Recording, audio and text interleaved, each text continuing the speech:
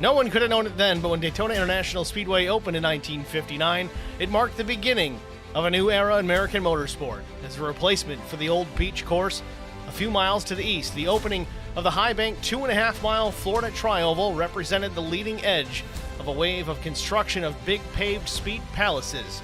Before Daytona, Indianapolis was the only American oval track longer than 1.25 miles, and most racing took place on dirt ovals a mile or less in length. From the very first Daytona 500, won by Lee Petty in a three-way photo finish, those high banks proved a favorable venue for wide-open stock car racing. Daytona kicked off the growth of NASCAR as we know it today. Daytona International Speedway's infrastructure has grown and changed to such a degree that it would be almost unrecognizable today to someone who hasn't seen it over the last 20 years. It's an amazing motorsports facility, but one thing hasn't changed over the past 6 decades. No driver can consider his or her career complete without notching a victory at Daytona. From Dale Earnhardt, who captured the 500 in 1998 after coming so close so many times, to 14-year-old kart racers whose racing resumes are just beginning. A victory at Daytona is a mark of distinction. Tonight, it's pole qualifying in the Triad Duels for the No Bull Racing Series. It's coming up next on HBR TV.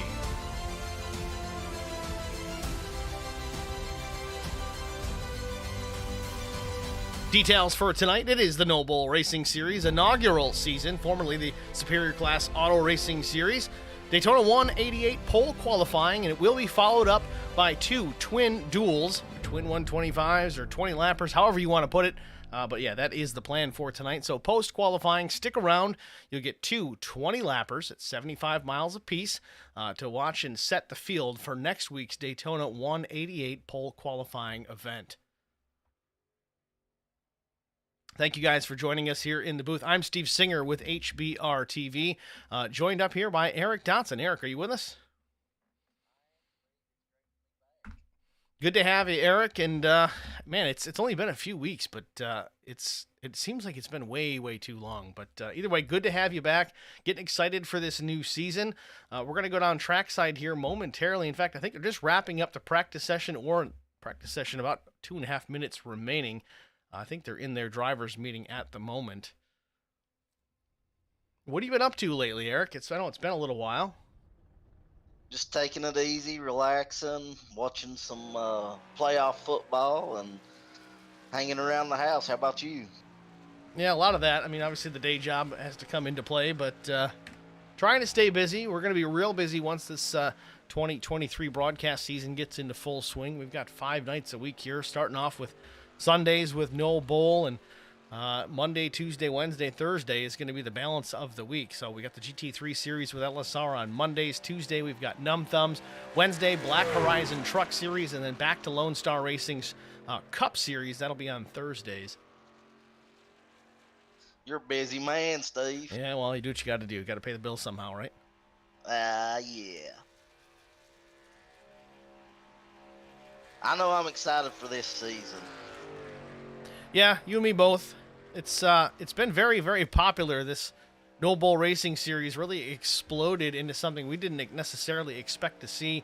We were targeting for a 40-car field here for Daytona. We ended up with, I think, a total of 47, maybe even 48 drivers interested in running. So we're actually going to take all of them for Daytona. It could be chaotic, but what's 5 more cars if we were going to go with 43 or okay, maybe 7 more cars, but we're going to let everybody run for Daytona, but then the following week it's going to be qualifying will get you into the show, so you may not necessarily run. That's going to be next week at Las Vegas. I'm sorry, 2 weeks from now at Las Vegas. Next week we do have Daytona. Yeah, I mean, and even the drivers that I've talked to, you know, this is kind of a lot of the guys from the SCAR League, and the drivers I've talked to, they're excited about everybody coming, and from these different leagues, saying that, you know, it's really the best of the best at all the leagues that we have represented coming over here. So I know the drivers that I've talked to is really excited about getting to go against some of the best. Really going to be fun to watch as practice does tick down to its final numbers here.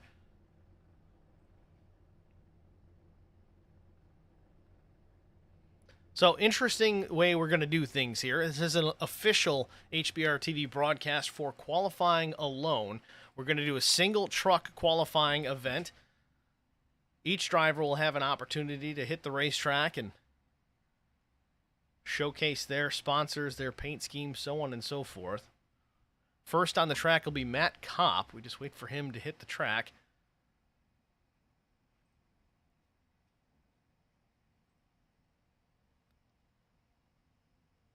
So, Eric, I know you've got some experience on these super speedways. What's really the key to qualifying here at the big super speedways like Daytona and Talladega? I never was one of the best qualifiers, but I always done decent, and it was all about getting your momentum built up for the lap that actually counts. So when you come out of the pits and come off the apron, it's about running high, getting your line built up. I know, Vincent Short is one of the best qualifiers at this track that I've seen, and that's kind of what he does. Well, Matt Kopp rolls out, the number 22. Kids Talk Children's Advocacy I can't even say it. Advocacy Center. Oh, we gotta warm things up here.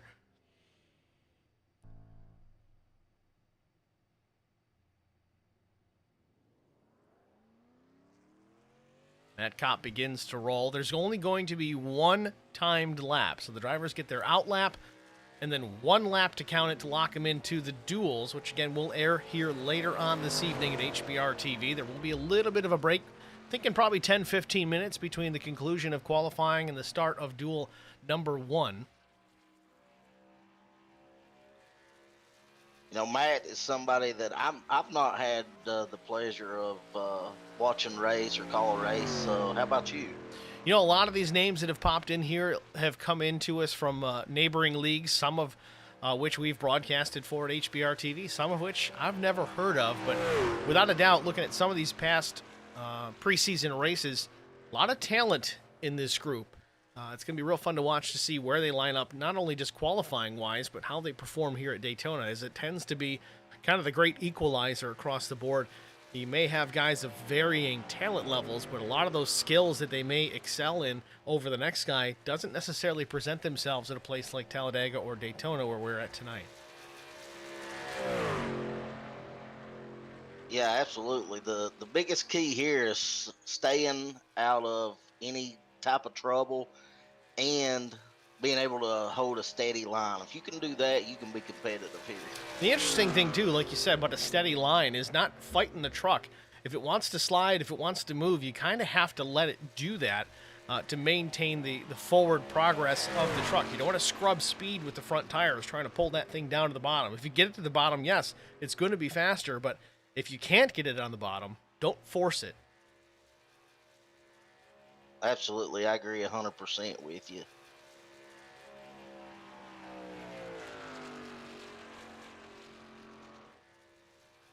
Kopp across the line, lap time 52.49 seconds. Stays in the throttle here. Next we wait for Drew Blaze to hit the track.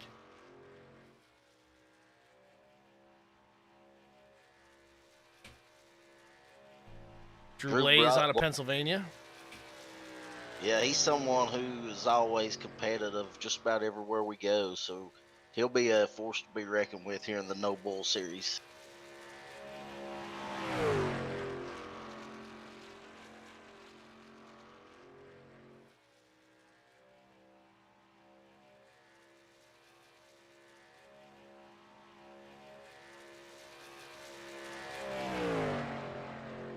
Top time right now. Go ahead, Eric. I was just going to say, Liquor is quicker on the front of his truck. Ain't that the truth?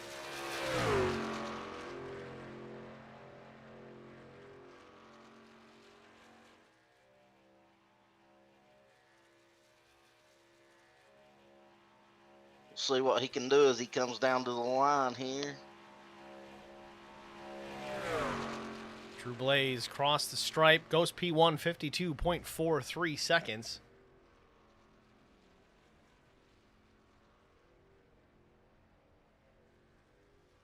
Case and Plot next on the Speedway.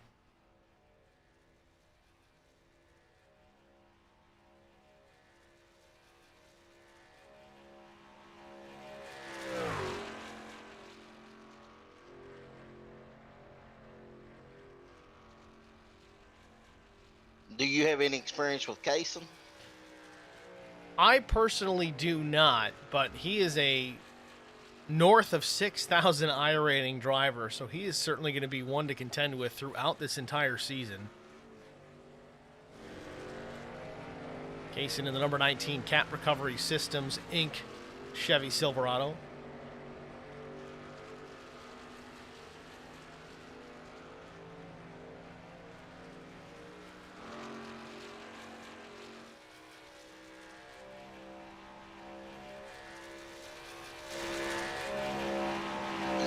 Job of hugging the yellow line. You see he's right down below the yellow here coming through the tri-oval. That is the shortcut, so to speak. Okay to pull it off during qualifying. 52.362 for Plot, puts him P1. Waiting for Zach Millett to hit the track here. He is next on the list, the 315 S4 guy, Silverado.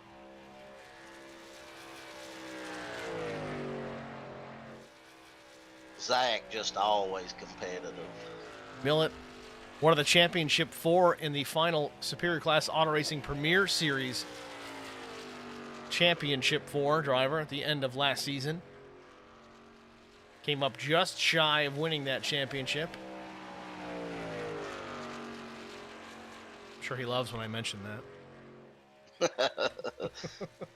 One thing about Zach is he's very competitive too. He wants to win all the time, but he does it the right way. You know, there were a few times in the Scar series that he could have maybe used a bumper to win, and that's not his style.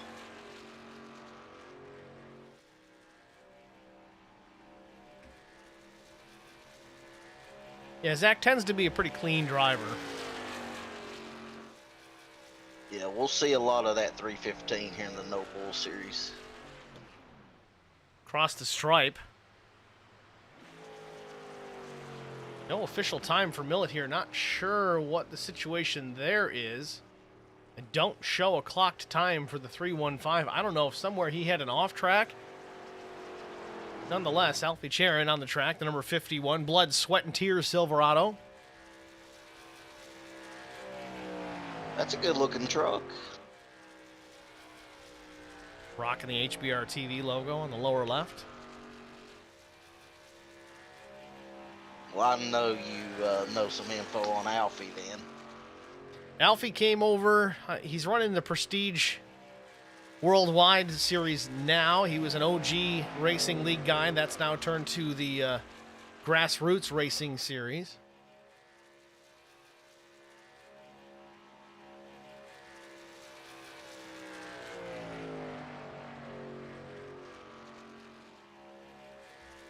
I know he raced a few races last season, and it seemed like we mentioned his name some. Update on Zach Millett. Looks like he got a black flag on pit exit. Might have had a blend line violation, so that's going to be interesting to watch as Millett tries to work his way towards the front in the duels. Not obviously a contender for the pole now.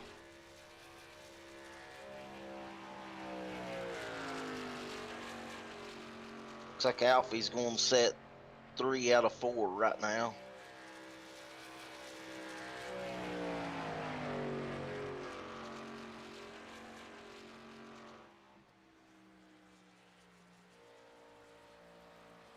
Kevin McCann next on the racetrack, the number 42 DuPont machine.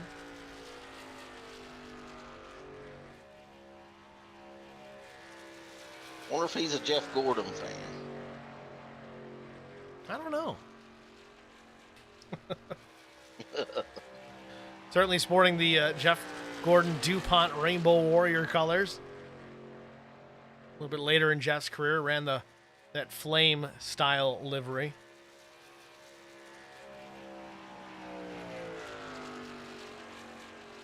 I raced with Kevin over in the IROC series, and he was always fun to race with.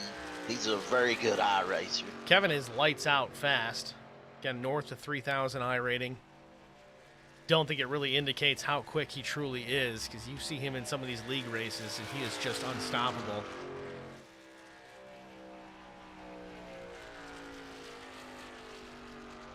McCann crossed the line, 52.371, puts him outside front row with Kaysen Plot.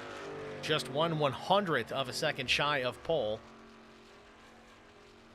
Eddie Rose should be next. Indeed, he is. Rolls out just now.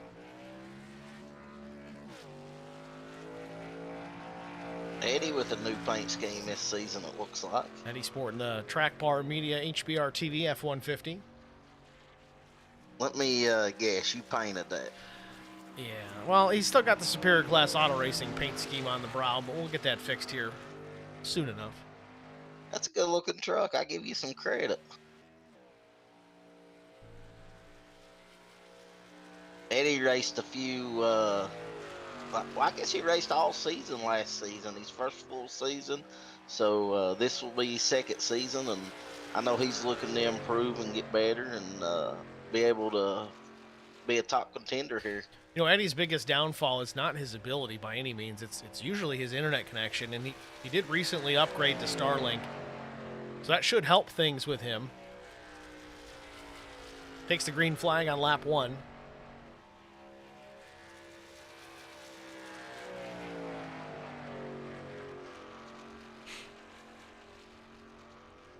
Ooh, little bobble there. That's gonna cost him a bunch of time.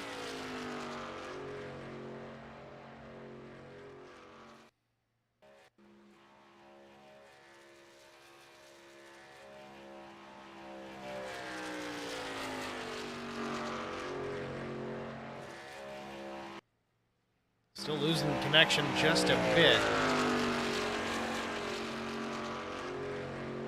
I think Kim and Brian Rose may be the only father-son duo we have in here, aren't they? I think you're right. I think we got a few brother duos, but him and Brian the only father-son. If Neil Quick is here, he might be Zach Millett's daddy, but no real relationship. Oh, Millett's not gonna like that. Alfie says, no, Zach's my son. You guys aren't paying attention to the stream chat. Chime in. We certainly do appreciate all you guys popping in, saying hello. John Ballou takes the green flag on his first lap. The number 9 Reaper Speed Labs Silverado.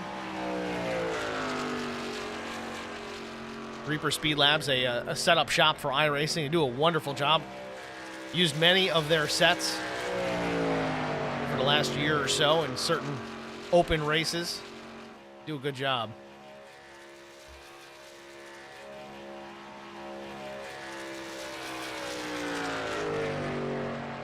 He's hugging the yellow line, so that's normally a good sign that he'll do pretty good on his qualifying lap. Shortest way around for sure. It's the way to go.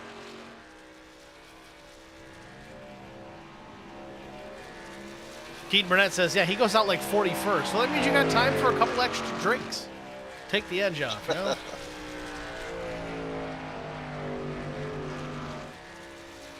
$52,389 for John Ballou.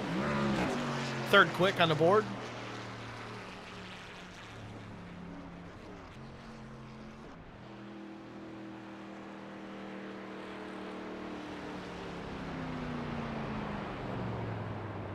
Will Hewitt on the racetrack.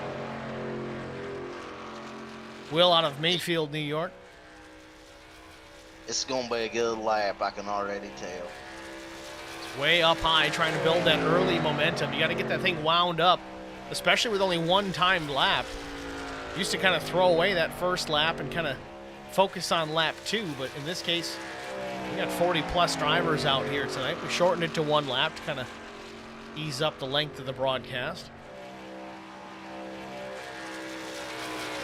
Will came on strong. I think he won 1 or 2 races in the playoffs. I think he got at least 2 races on the Superior Class Auto Racing last season. Came up short in the championship, but came in as a part-time driver, managed to win a couple, get his way into the playoffs, was a contender there for a little while.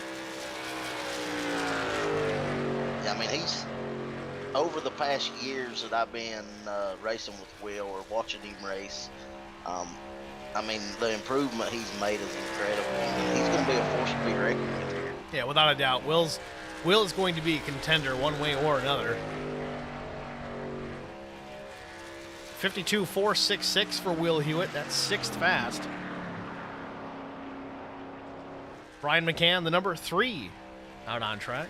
He's sporting a Smokey in the Bandit livery? Yes, he is. Not quite a Trans Am, but it'll do. Brian, the brother to Kevin, who's currently starting second. These McCann boys have it figured out, so there'll be somebody we see up front all series. Brian McCann just north of 5,000 I rating. Those of you that don't know what I rating really means, it's kind of like your ability level, I guess you could say. Typically, once you start classifying yourself as an iRacing driver outside of rookies, you start at about 1,500 and start working your way up from there. 5,000, that's pretty good. You're going to see Brian McCann near the front of the field at a lot of these races this season.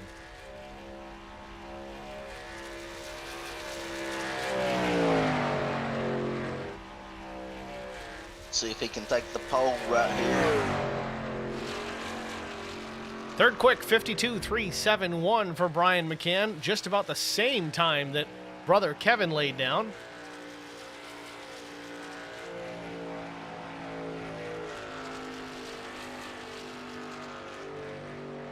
Blair Patterson on track. Blair, the number 91 out of Waukesha, Wisconsin. Hope I'm saying that right. Done better than I would.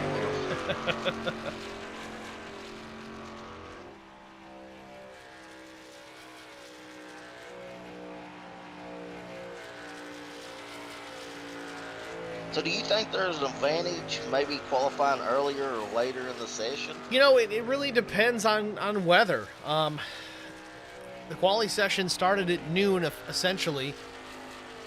It's at a 2 times, fast forward, I guess you could say. This thing you can do with iRacing is you can multiply how fast time goes by. So it certainly changes track temperatures and things of that nature. A lot of times at most tracks you'd think that the cooler track temp would provide a better lap time at a place, like Las Vegas or Charlotte, things like that. But at Daytona, you almost want it hot and slick.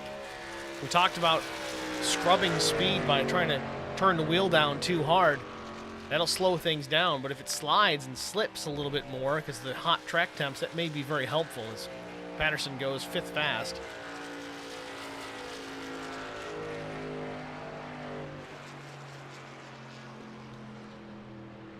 Chris Elliott next to hit the racetrack. He's off turn 4.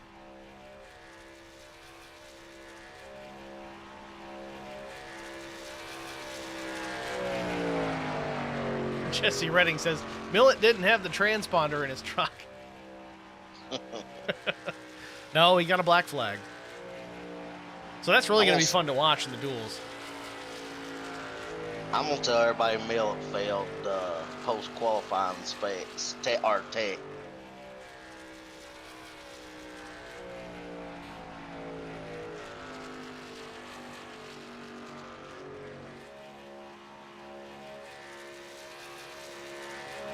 Says I left pit road too slowly.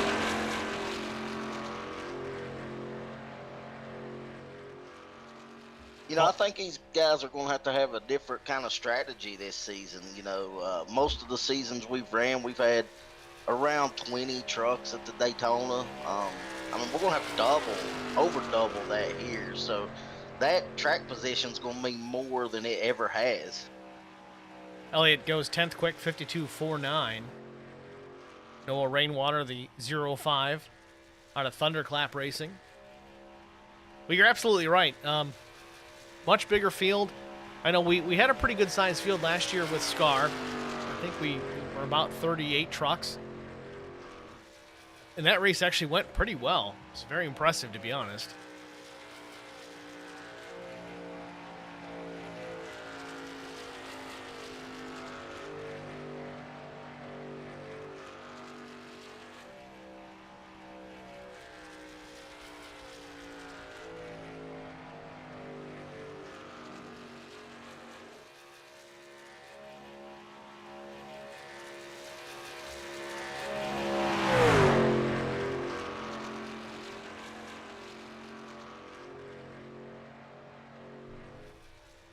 Last few qualifiers haven't been able to get that top speed. We'll see if Noah can do it right here.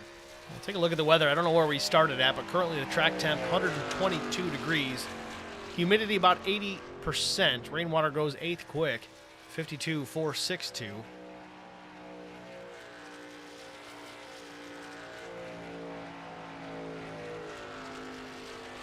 Carson Conway, the Holler Boys racing machine, next on track.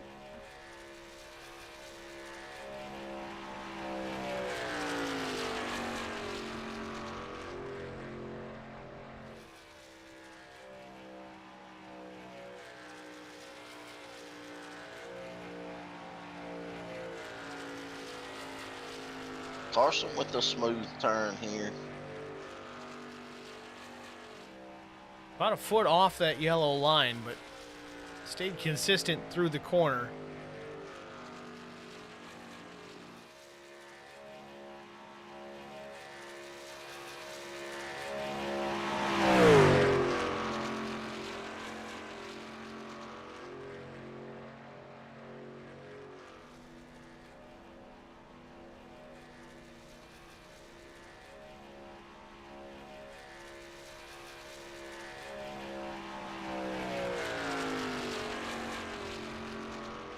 Carson Conway, 6th quick. First lap, 52.429.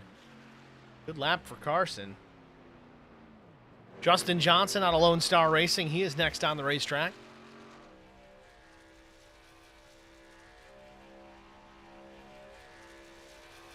Justin, one of the admins over at Lone Star Racing. They've got their Cup Series coming up here next month.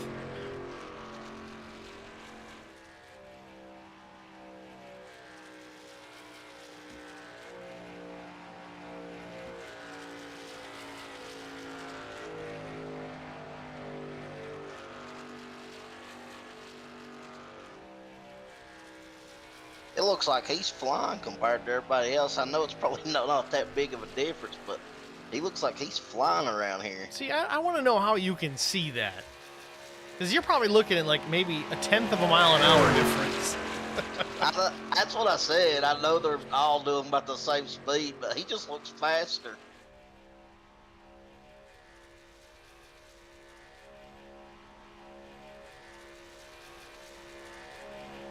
Across the stripe, Justin Johnson, that number 10, Roman numeral X. 9th quick, 52.451. Brian Torch, the number 81, he is next. Torch, they call him. Also a Prestige Worldwide driver. Familiar with Brian Torch out of the OG Racing League. Now the Grassroots Racing. I got a lot of names to remember with a lot of trucks to put it with. I think we'll get there. It's going to take some time. You only got to do it for one race a week. I got to do it with 5. Now, is he up near you? Looks like he's from Hudson, New York. Not super close. Same state, obviously, but probably 3-4 hours.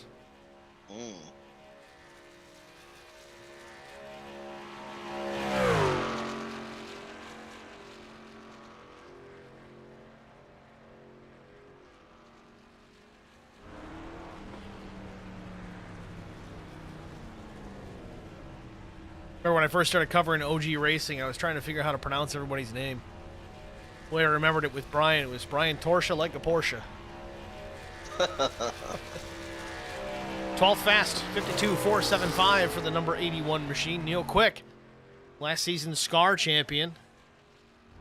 He is on track.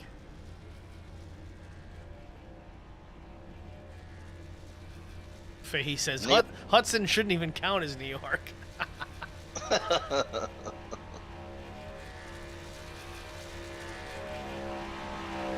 Neil Quick. His last name says it. He's always quick. You can't be slow with that last name.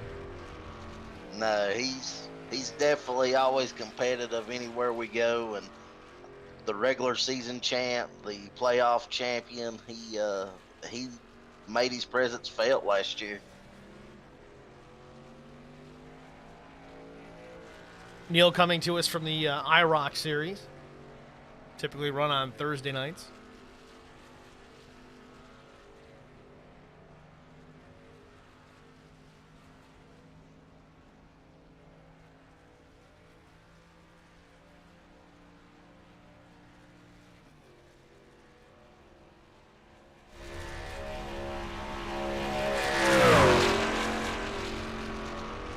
Fifth fast, 52.406 for Neil Quick.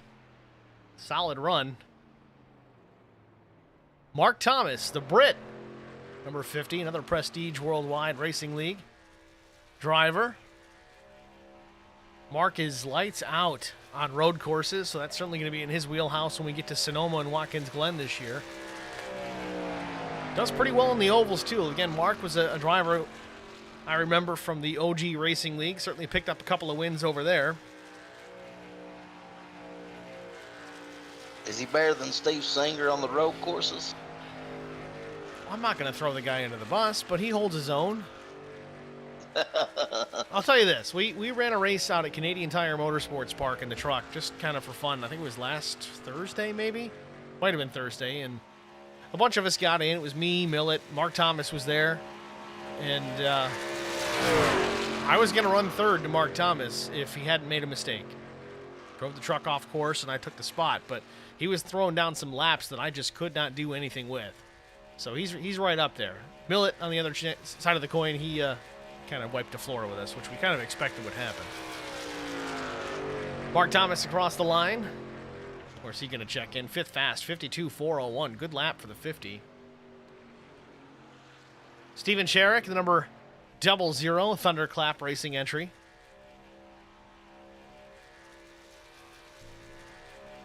Alfie Sharon says, Mark's the nicest Brit you'll ever meet.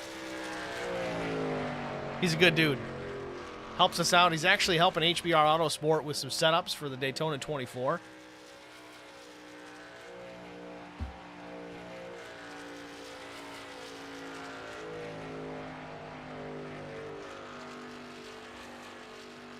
Sherrick from Tuckerton, New Jersey.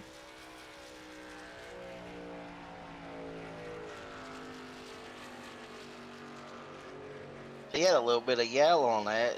I think that was a Lakers truck.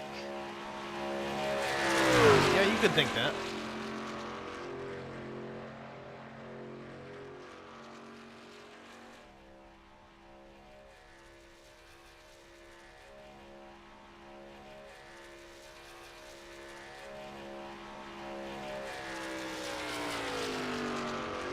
'18th quick, 52.497 seconds for Sherrick. Alan DeFries, the number 71. Monster Energy Toyota Tundra TRD Pro. Alan is a Superior Class Auto Racing veteran coming over to the Noble Racing Series this season.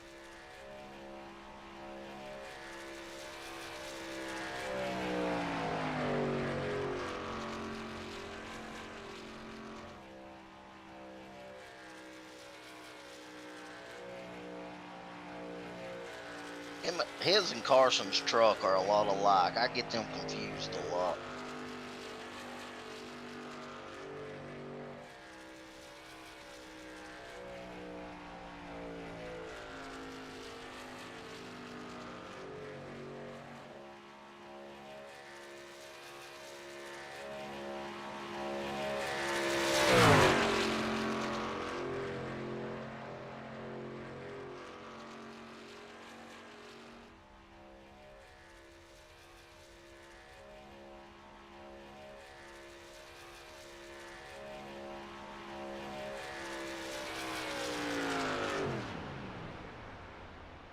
$52.451 for Alan DeFries puts him 11th fast.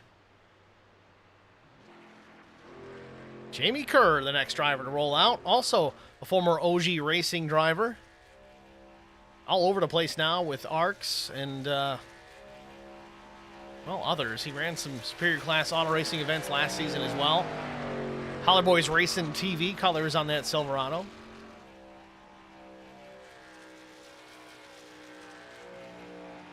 He had a lot of bad luck last year in the SCAR series. It seemed like every time he was putting on a good run, he got involved in some type of accident and unfortunately took him out. So hopefully his luck changes this season.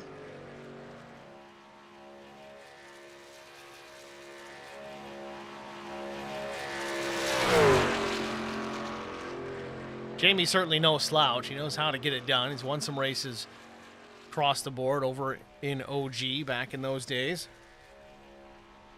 Definitely a competitor. Tries to run as much as possible. You see him out there a lot.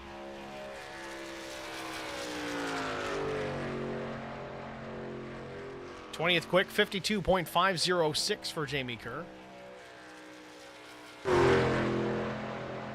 Brian Rose on the Speedway. Sporting the agentdotson.com colors. Wonder who that is. I like that. Representing. Brian That's Rose, a good-looking truck. typically a track bar media driver. Some primary sponsorship from the Eric Dotson Association. Agency, whatever you want to call it. Association sounds more official, if you ask me. Might have to change my name.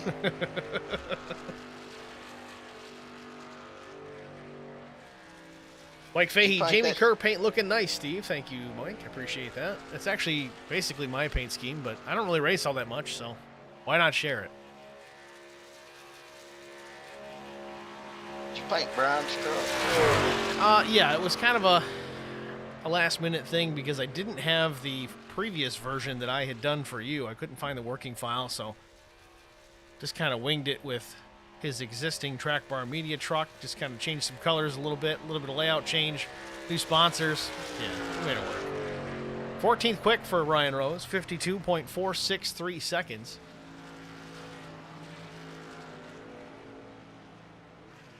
Jason Spear was due to be next, but he is not here, it looks like. Brandon Mefford,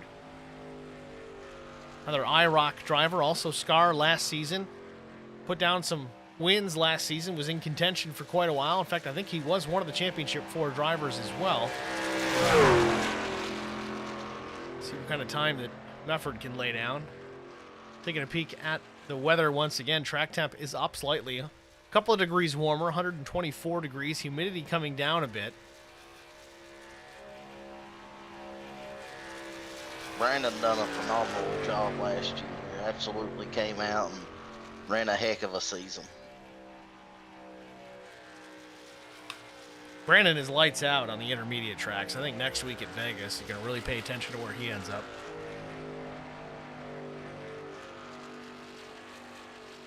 Derek Cook says, how's a fellow West Virginia boy get into this league? Well, right now, Derek, we're not just full. We are over full. We have 5 more drivers than we planned on. Actually, 7 more drivers than we had planned on. So we had to work around things a bit. But stick with us. Touch base with us here post-race, and we might be able to figure something out because not everybody sticks around for the full season. So keep that in mind. You can find us at facebook.com/HBRTV1. Yes, there's a 1 there. Message us there, and I'll get you in touch with the right people in the Noble Racing Series admin group. Mefford goes 52.421, 7th fast.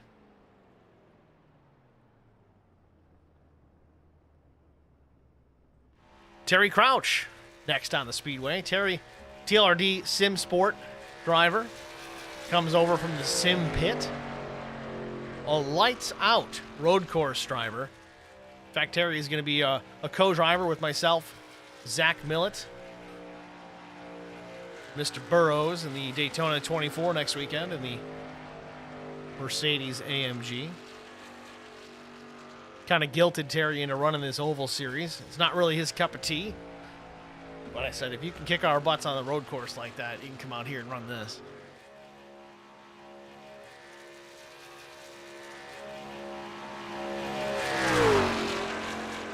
If you're picking him as a teammate on the road courses, I'm assuming he's probably laying down some time. Well, we had Terry come in, I think it was the last race of the season in the Radical Series at the Charlotte Roval, and him and Millett put on a battle between each other that was just unmatched, and Crouch ended up passing Zach for the win on the last lap. Crouch goes 23rd, 52.535. Matt Goodell is next. Number 85, Ford F-150.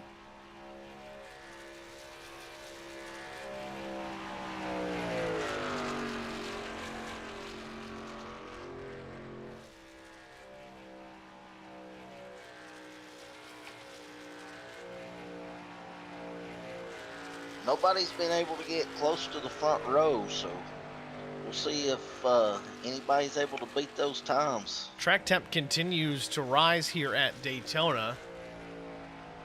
Holler Boys Racing in the stream chat says temperatures going up. I think the front row might be set. Now, it's not always necessarily the case. Again, the higher track temperatures, you almost want it to be a little bit slicker, at least on the super speedways, so you don't get too much grip. You almost want it to slide around a little bit. You don't scrub too much speed. But there is a point where it can kind of tip over when it gets too hot.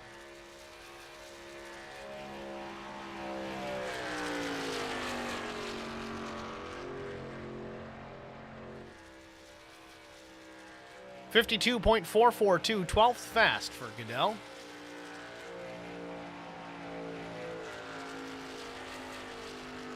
Next on track, it's the 5 of Mark Truxell. Another familiar driver from the Superior Class Auto Racing Series. He's a veteran from over there.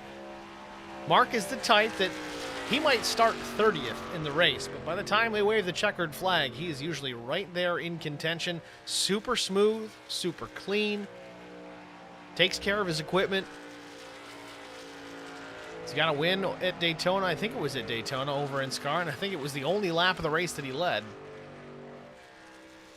Yeah, Mark's one of my favorite drivers to watch and to call the races on. Like you said, it doesn't matter where Mark qualifies. He's going to be towards the front at the end, and he's just a class act. I mean, he goes out there and races clean, and I know by talking to him, he's wanted to put the bumper to people before, but that's not him. And I like Mark for some reason. He's just a good, genuine guy. Nah, Mark won't settle the score with a bumper. It's usually a sledgehammer. 13th quick. Yeah, 52.449 for Little Tate's Cupcake Silverado of Mark Truxell. Thomas McMullen, another Superior Class Auto Racing vet on the Speedway. Thomas out of Pensacola, Florida. The Prince of Pensacola, as he terms it himself. Takes the green flag. I will say, though, if we run anything down at 5 flags, he's quick.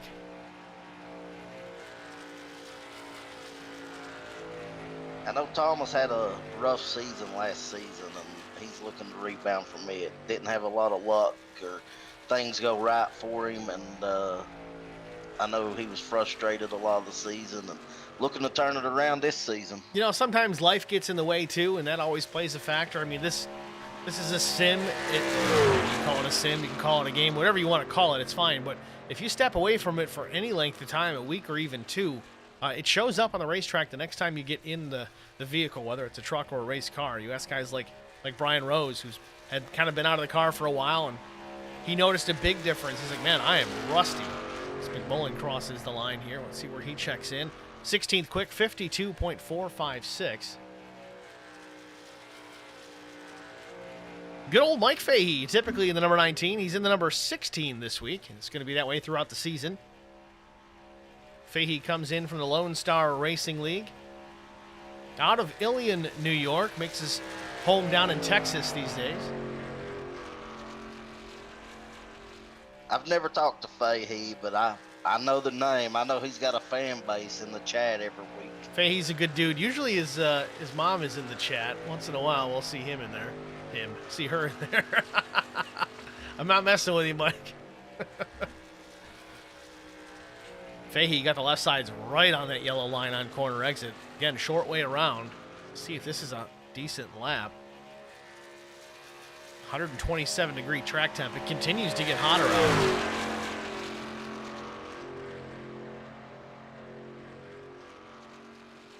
Looks like he may have bounced the left side in the entry there, which would have costed him some time.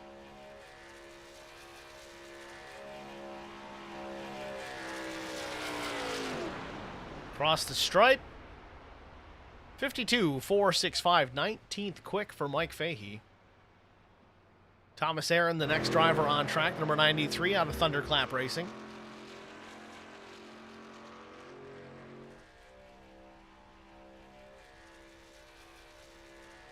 Thomas out of Grand Prairie. Kevin Blue in the stream chat. Oh, Fahey didn't wreck.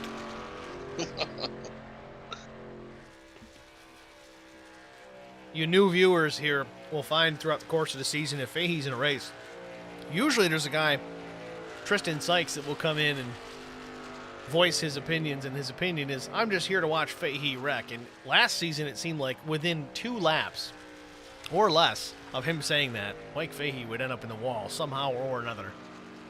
Some serious voodoo going on over there. Yeah, he was always wanting Fahey to wreck.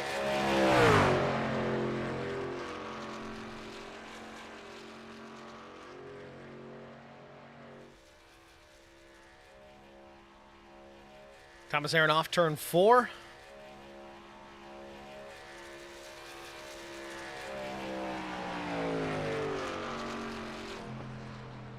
.52.419. Good lap for Aaron. 7th fast.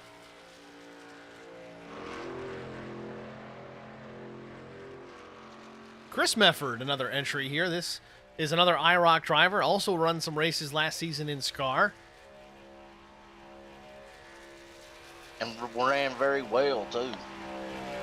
Yeah, Chris Mefford certainly no slouch by any means. Won some races. Always a contender.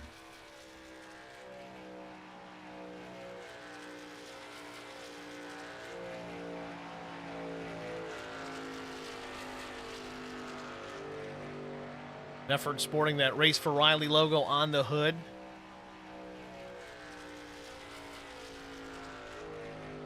Yeah, that's a good thing about the Mefford brothers. They've always got support for the Zoe's Place and Race for Riley. Yeah, they usually put on a nice charity event throughout every year. We'll have more information on that later on in the year if they do decide to do that again. I would assume that they will. I think it's at Michigan last year, maybe. Yeah, last year it was Michigan in the trucks. 52.435 for Chris Mefford, 12th fast. Joe Tucker, number 13, HBR TV. Anybody looking to place some sponsorship logos on the back of his truck, the tailgate is available.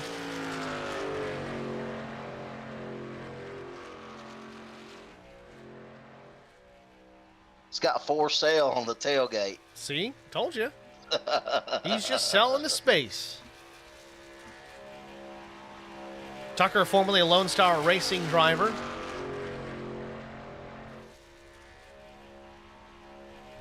Now out there with hostile intent.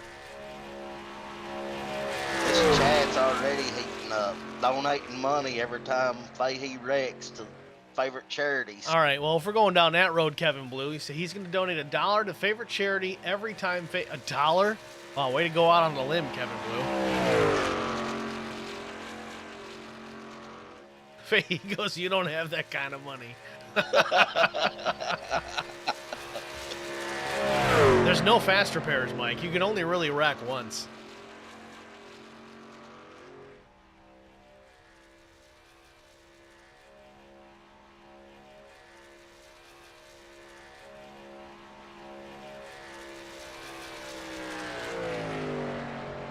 Tucker across the line. 23rd quick, 52.469.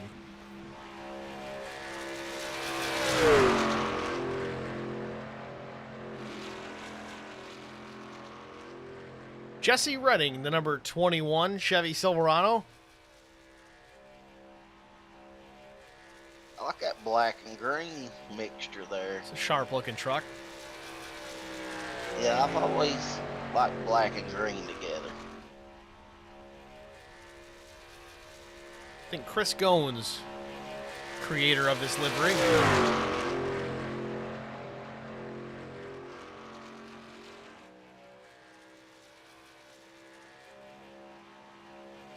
Cody Anderson says, you can't yell at me, I changed the logo.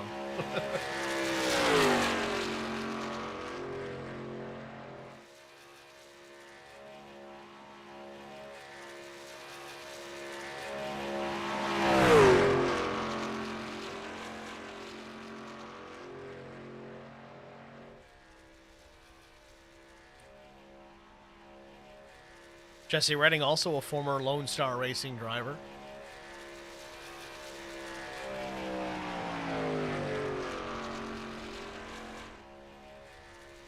28th fast, 52.496 seconds. Difference between pole and 28th is about a tenth and a half right now, so it is very tight times here in qualifying.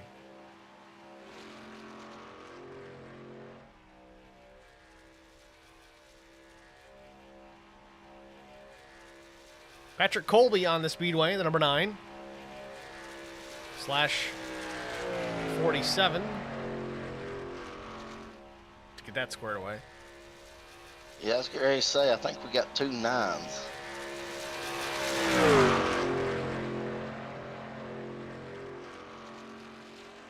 Yeah, John Ballou is the 9. Colby should be the 47.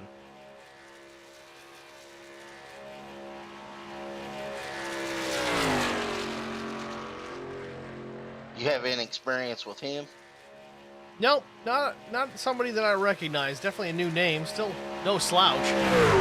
3,200 I rating.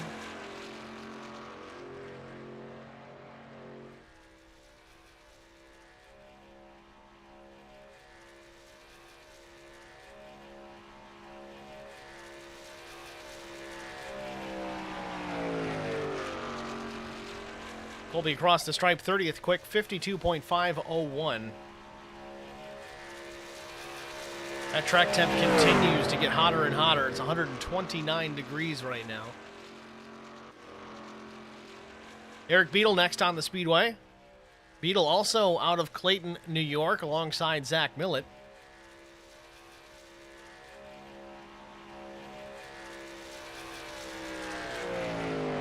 We got a handful from New York in here.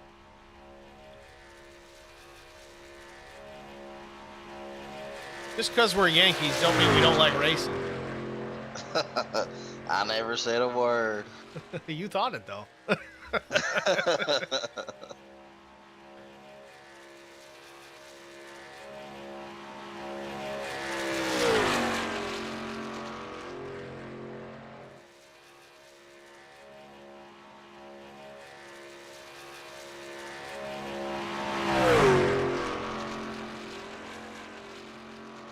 Beadle doing a good job keeping that truck pinned on that yellow line. I just fear that he's putting too much wheel into it. We'll see what kind of time he ends up with. Drags it back down to the bottom again.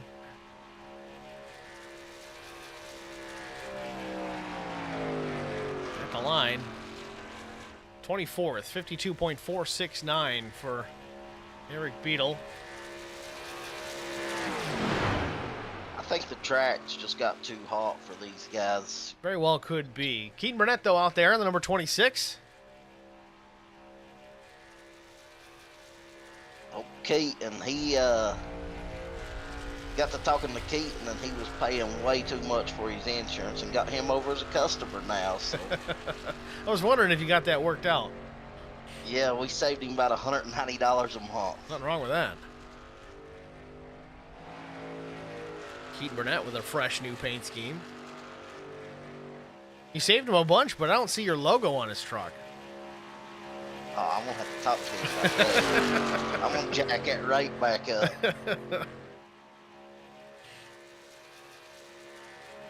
Keaton Burnett got a Lone Star Racing driver last season. A lot of drivers kind of intermingling here between the leagues that we broadcast for, whether it's SCAR or LSR or even the Num Thumbs Racing League. I think Derek Welch might be trying to pop over here at some point as well. We'll see. Crosses the line. 34th, 52.639. Mike Fahey says, you got to send me Eric's logo. I got you covered, Fahey. I'll send it. Next should have been Brian Rupert. He is also from OG/Grassroots. Doesn't look like he is here. So I think Logan Keys is next. The number 43 McConey set up. Chevy Silverado.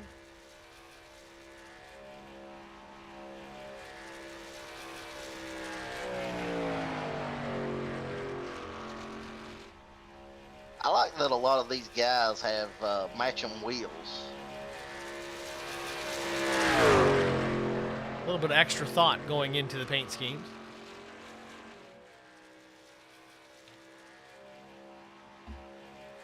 I think that gives you like 5 more horsepower or something. Oh, definitely. Definitely 3 or 4 mile an hour down the straightaway. Brian Rose used to tell me that flames gave you 15 more horsepower.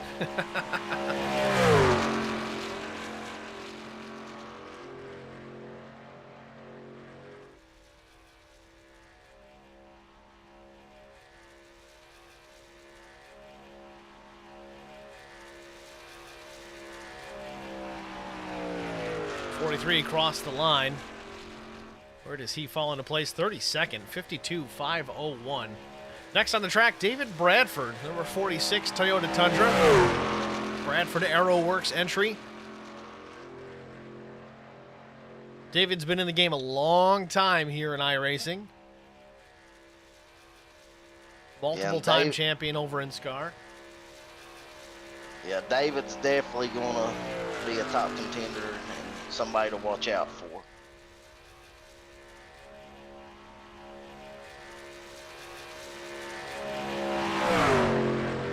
Sporting a new paint scheme this season too. Heavy on the spec map. Looks good. I hope these guys don't change paint every week. Yeah, I think we'll be all right. Start memorizing numbers, Eric. Just numbers. I'm actually kind of impressed that so far we've only got one driver that had a mismatched number. This wasn't initially going to be a broadcasted event, but we kind of decided to last minute. So we'll get everything straightened out before next week, I'm sure. Bradford across the line. Where does he check in? 7th quick, 52.417.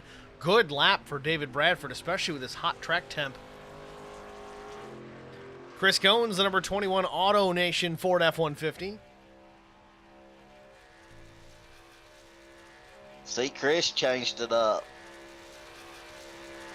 I think he was number 6 last season. Yeah, he switched it up to the 28. 6 is my number, so he gave it back. Not that I race in this league, but kind of keep certain things sacred, you know? Chris, hometown of Charlotte, North Carolina, makes his home in South Carolina these days.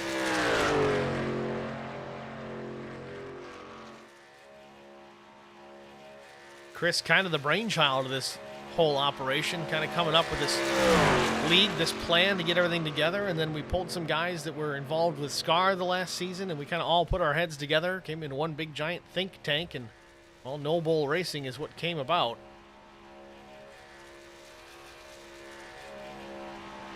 Yeah, I mean, everything you guys see, they were a lot of thought from the logo to the name to everything. It was a process, wasn't it? Definitely was. 52.452 for Chris Goins, 19th quick. Next up, Jeremy Paris. Sponsors available. And he's put for sale on there.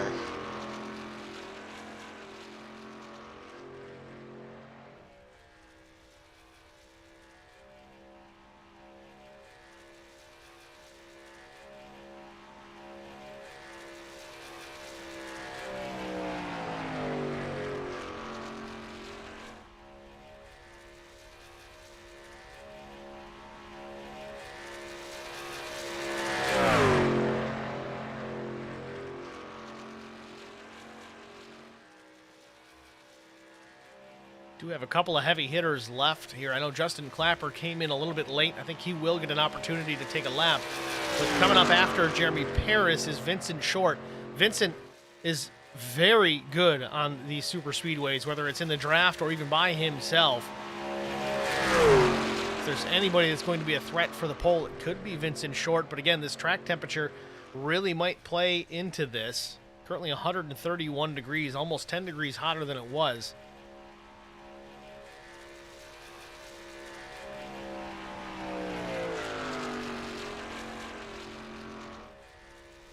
20th quick for Paris, 52.455.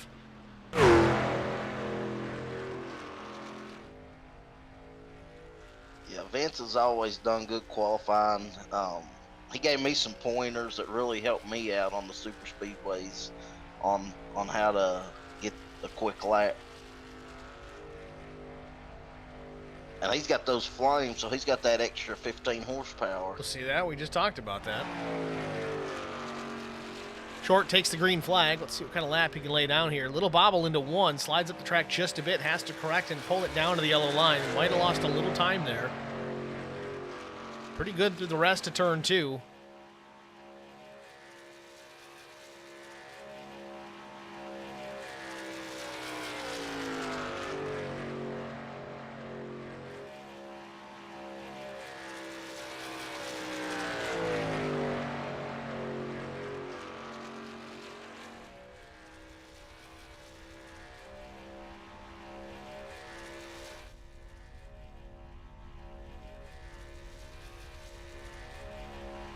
Nice and smooth through the tri-oval.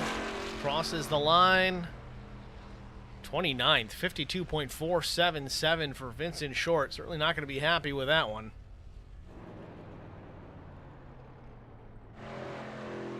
I think this might be our last qualifier here. Justin Clapper again coming in late. Another driver out of Thunderclap.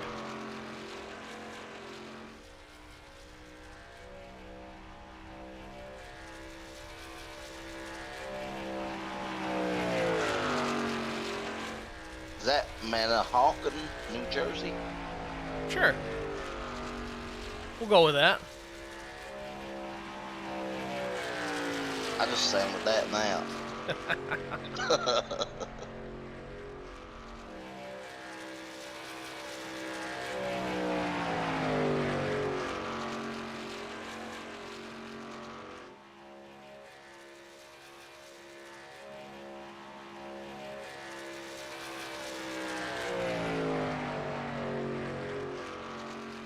Kason Plott has been on the pole position pretty much since the beginning of this race, or this session. At 52.36, the track has continued to get hotter and hotter since then. This might be our last attempt at the top position here.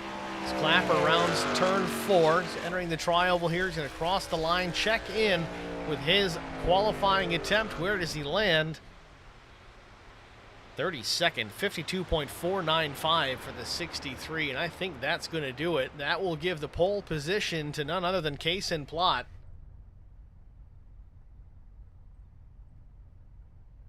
Number 19, Cat Recovery Services Incorporated machine.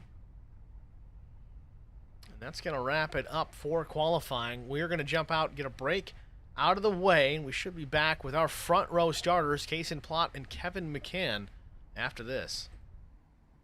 I would definitely recommend the Garza Law Firm to all my family and friends because I know how he's treated me. I have been playing basketball ever since I can remember. I just finished my 6-year career playing for the University of Tennessee. I feel like we're both striving to be better every day. He's always responded quickly and has always come through with whatever he said that he's going to do.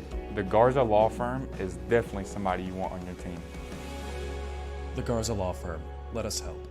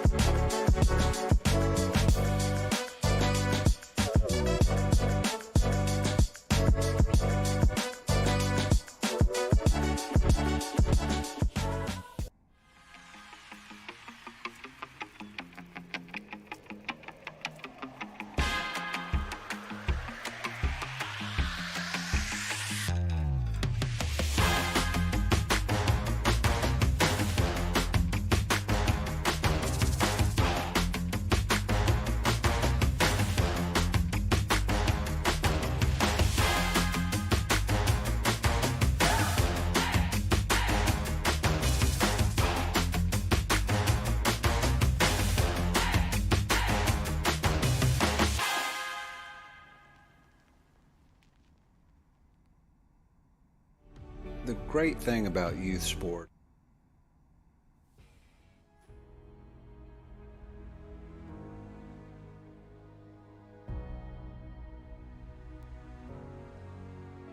Welcome back, ladies and gentlemen. Just the conclusion of Daytona 188 pole qualifying. Case and plot with the top spot. Kevin McCann, the outside front row. The only two drivers that will be locked in to those positions for next week's Daytona 188 presented by Right Turn Racing. Let's see if we can pull Kaysen into the broadcast booth. Hopefully everything goes nice and smooth this time. It's the first time of the season. Kaysen and Steve and Eric in the broadcast booth. You got a good copy? Yes, sir. How you doing? We're doing well, sir. Thanks for joining us up here in the HBR TV broadcast booth. Congratulations on the pole position for next week's Daytona 188. Walk us through your lap. It was quick right out of the box, and you stayed there the entire session. What was the secret?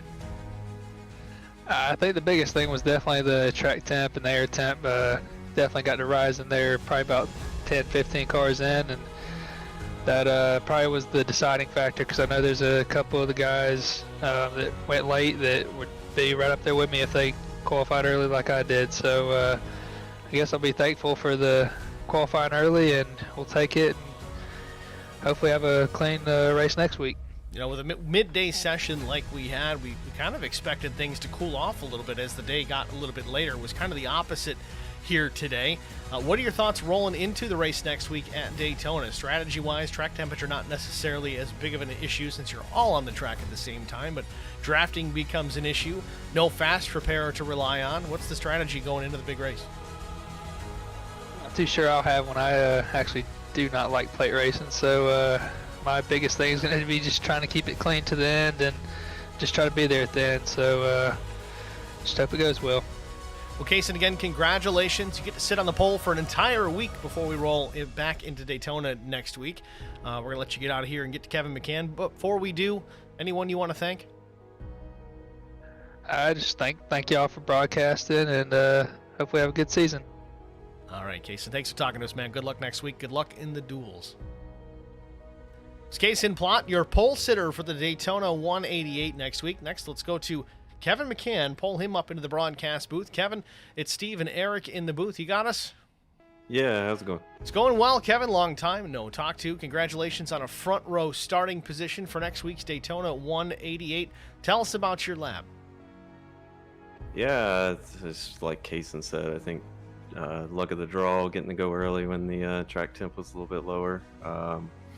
Definitely helped out, but you know, it's, as you can see with the times, everybody's so close. You know, there's a few little tips and tricks you can pick up over the years to, you know, gain you that one extra hundredth that you might need, and just felt like I did everything right. Not everything right because I'm second, but you know, most things right.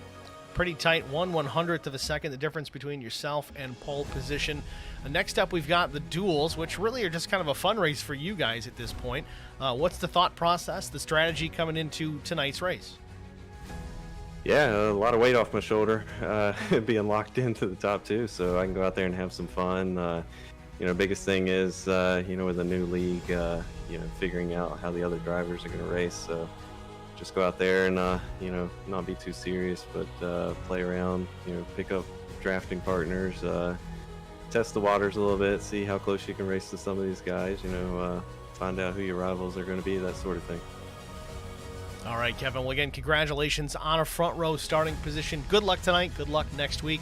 Anyone you want to shout out to before we let you go?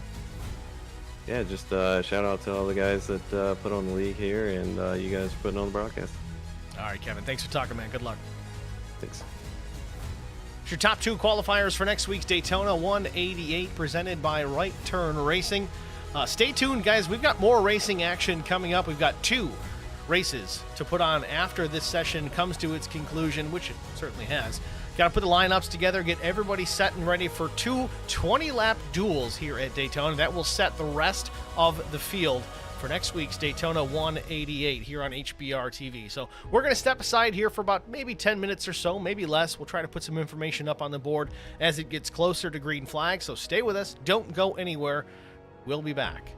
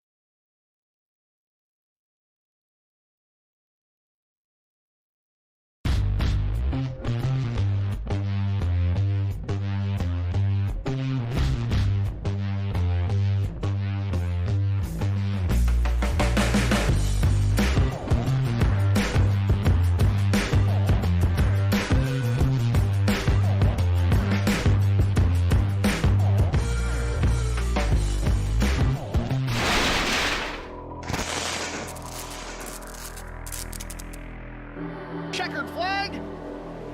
Contact and Brian Rose wins it. A photo finish at the line. Oh, we got a wreck. Will Hewitt's through the trial for the final time, and oh, they're wrecking. Big trouble. Vincent Short sneaks through, and I think Short...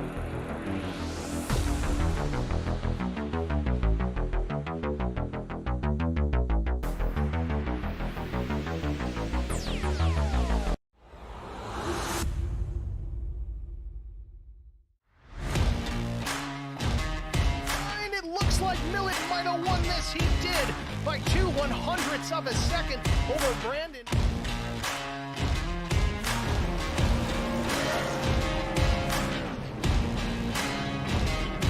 That S4 guy off turn 4 for the final time sees the checkered flag. It waves. It belongs to the 315.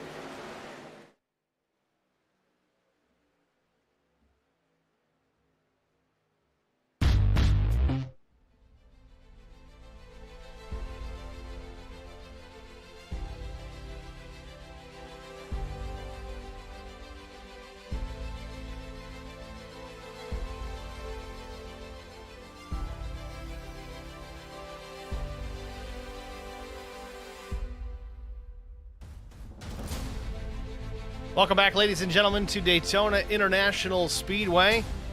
Getting ready for duel number 1 for next week's Daytona 188, presented by Right Turn Racing. Front row has been decided. Case in plot, Kevin McCann, the front row for next week's race. They're going to race here tonight in the duels regardless. Just for fun. Doesn't matter at this point. Don't have to worry about wrecking the car. There's no such thing as a backup here at iRacing. They just jump in a new car. Thanks for joining us, everyone. Thanks for sticking around here after the single car qualifying event here at Daytona International Speedway. I'm Steve Singer with HBR TV, joined in the booth by Eric Dotson. Eric, thanks for sticking around as well as we get ready for our first duel of the night. Yeah, I can't wait. This is going to be exciting. A lot of new faces, and we'll get a little bit idea of how next week's going to go. Well, with that, let's take a look at our starting grid for tonight's duel number 1 from Daytona. On the pole position, it is the number 19 of Case in Plot out of Georgia. On his outside shows Brian McCann, the number 3. Row number 2, Mark Thomas out of the UK. Tea and Crumpets it is. The number 50 rolls off in the 3rd spot. 4th starting position, the number 46 of David Bradford, followed by Brandon Mefford, the number 83 with Falcon Motorsports. Then Carson Conway, number 72, Country Designs F-150. He starts 6th. 7th position goes to Chris Mefford, also Falcon Motorsports. Then 8th goes to the Pony Express Racing, number 85 of Matt Goodell. Alan DeFries, the number 71 Monster Energy entry. He starts in the 9th spot. Chris Goins, the Auto Nation number 28, starts 10th. Thomas McMullen, the 02, he starts in the 11th position. Brian Rose, the Track Bar Media EDA Eric Dotson Agency, starts 12th. 13th goes to the 33 of Will Hewitt. 14th, Eric Beadle with Beadle Motorsports, the number 119. 15th goes to the 15 of Vincent Short with Holland Boys Racing. Chris Elliott from Indiana, the number 29, starts 16th. Stephen Sherrick, the 00, he starts 17th with Logan Keys, the 43, rolling from the 18th spot. Terry Crouch, the number 59 TLDR Simsport entry, rolls from the 19th position. We'll practice for the season and make our pick. Who you going to take? Oh, wow, look at that. We're jumping right into that. I'm going to go with our pole sitter, the 19 Case in Plot. I'm going to go Case and Plot. I'm going to go with the 89 of Brian Rose. Good pick. Now, this one don't count unless I win. Oh, okay.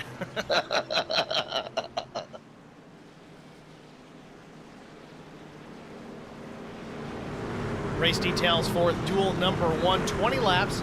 Cautions do not count. Is there a quick repair in the duels? There is one fast repair, as there is one next week for the Daytona 188. Okay.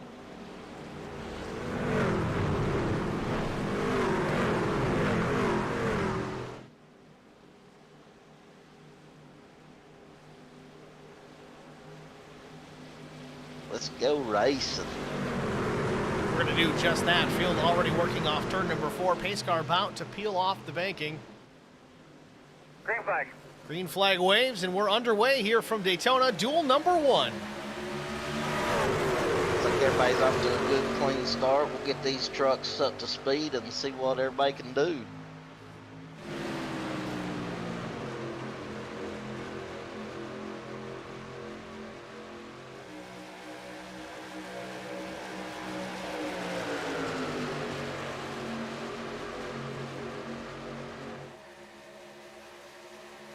I don't think anybody will get too aggressive this early, but I wouldn't be surprised with no points on the line. Maybe see some pretty wide racing later on in this duel. Well, we've certainly got some experienced and fast drivers out here in this one. Some good mix of drivers and ability levels from front to back. But again, it's 20 laps. We don't really have time to wait. It's time to go right off the bat.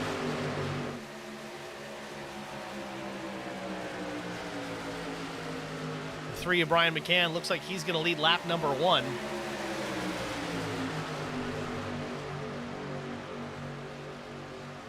19 charging back. I know they're going to try to get a run down the back stretch here.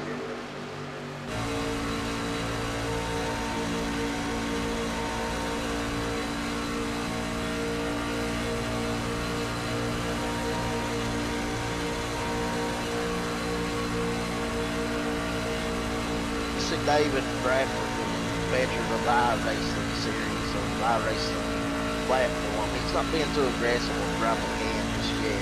There's a lot of space in between those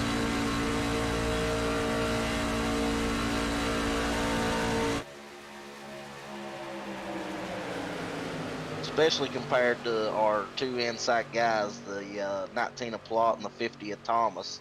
It looked like Thomas is giving Plot a little bit of bumping down the backstretch.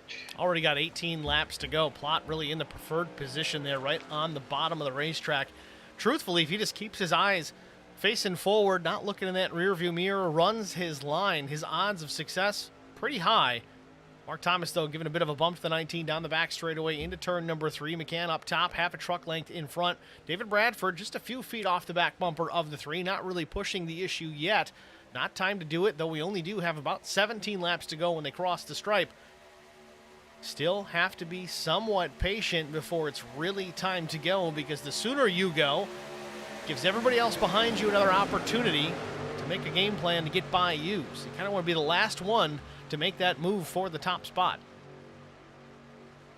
Yeah, I know a lot of these guys maybe further back in the group here may want to go to the front, but I mean, they're just waiting on an opening right now. They don't want to take it 3 wide just yet. Although I thought Carson Conway was going to. It looked like he put his nose out.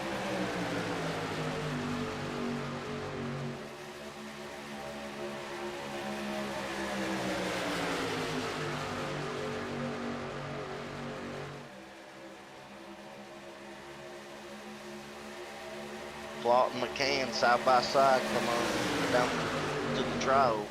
Not much has changed out here at the front of the field. McCann, I believe, has led every lap thus far with 16 laps to go.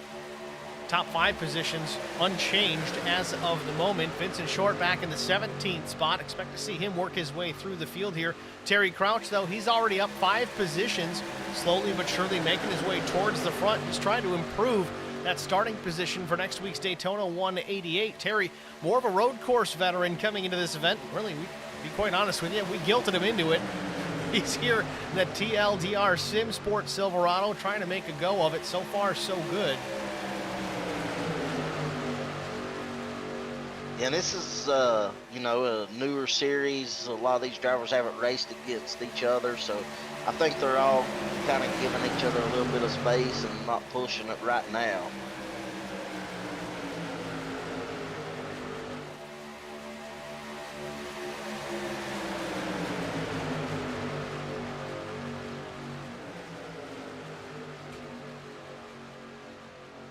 Front of the field, Jason Plot has changed lanes, has moved up in front of Brian McCann. That opens the door for Mark Thomas on the bottom.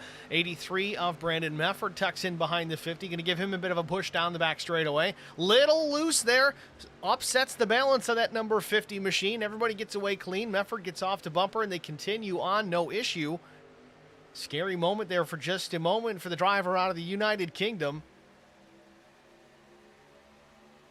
Medford is all over him right now.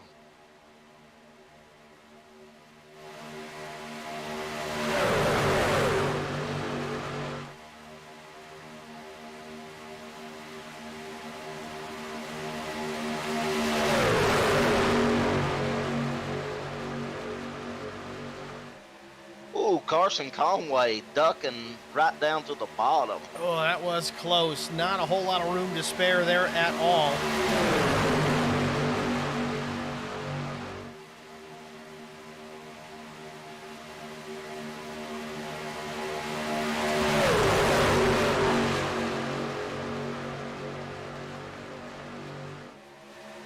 '83 just doing such a good job of pushing.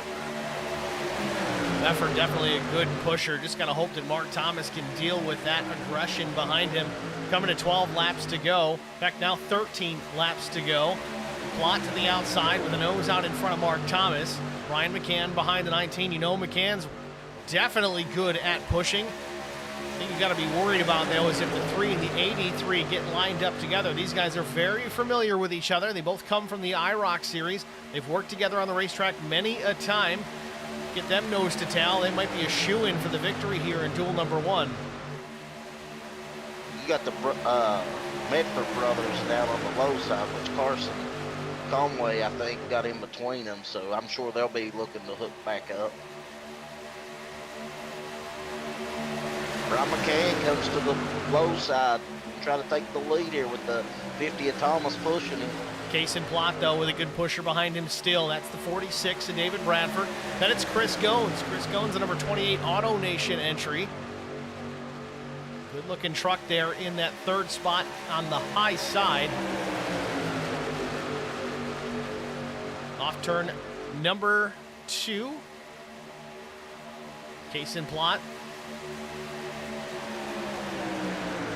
Leads the pack down the back straight away. Driver's left is Brian McCann, but McCann now tucks in behind as Plot changes lanes. Opens up the door for David Bradford topside.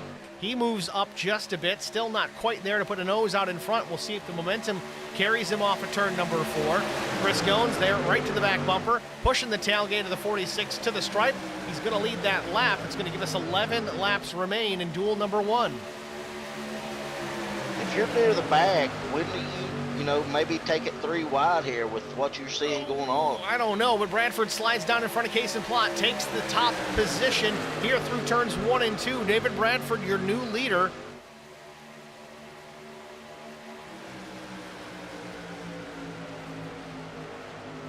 Chris Goins going to try to get a run on that high side to challenge Bradford right here. I think he'll be challenging him.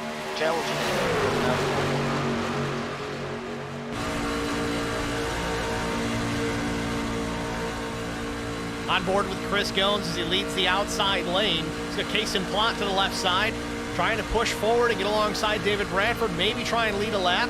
Not quite this time, but maybe the next. We'll see. Got 10 laps to go. We're officially halfway here from Daytona in duel number 1.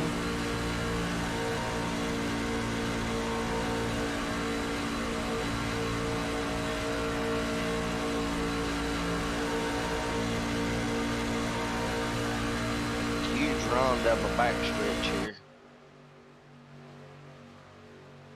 43 Logan Keys giving Chris Goins a bit of a push.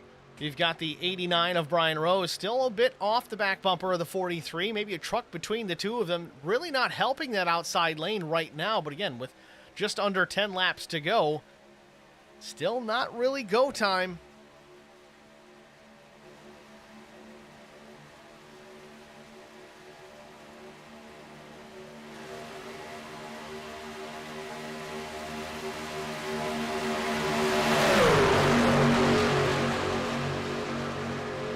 Bradford and Goins still battling for the top spot here.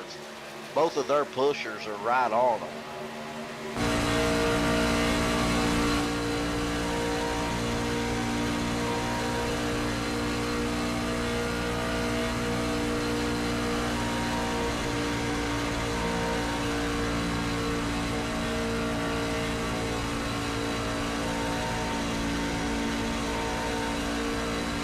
But outside line, they need just a little bit more.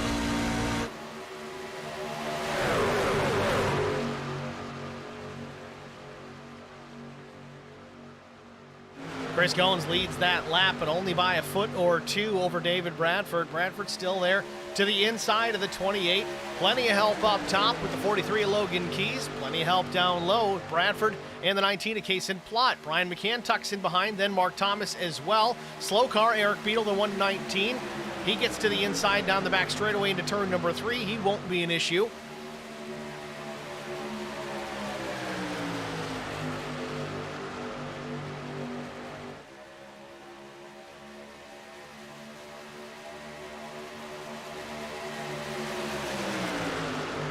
Big push from Plot. These guys are doing a fantastic job racing the way they are, new with each other, and really not seen any incidents. Again, kind of what we expected here with this class of racing drivers that have come into the Noble Racing Series. Fast and clean. That's what we've come to expect here for this season. It's going to be a fun one to watch. So this is, again, just the first qualifying race of the season. We've got much more to come throughout the rest of the year. Make sure you don't miss any of it. It's going to be here on HBR TV on Sunday nights. As we got Alan DeFries, I think, is in the wall. Yes, right side of the 71 machine, outside in the safer barrier. Comes back down after everybody gets on by. No yellow, but certainly not what Alan DeFries wanted to see. He slides back to the 18th position. Up front, things are getting a little dicey. David Bradford changes lane, slides up in front of Chris Goins. Now opens the door to the inside. Case and Plot with a big run to the inside of Bradford. Bradford still sitting in front of the 28 of Chris Goins, hoping to get a bit of a push out of turn number 2, but Plot has Brian McCann there, giving him a big push as well.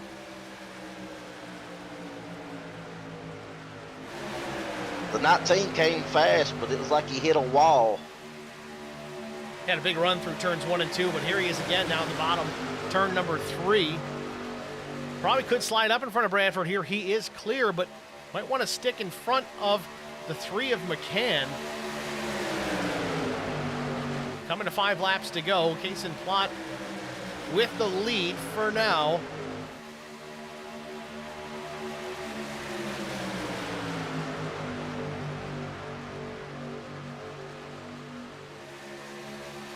It normally takes a lap or two to get your momentum on that third lane going. So these guys closer towards the back, if they're wanting to try to make something happen, they're going to have to start working on it now.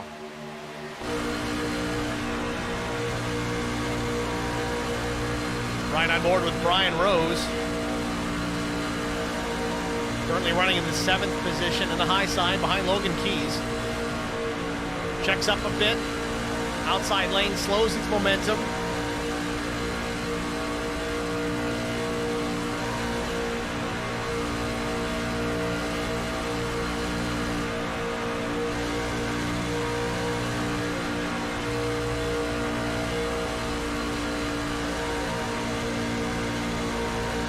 Really hear Brian out of the throttle quite a bit through that lap. He is just checking up and checking up.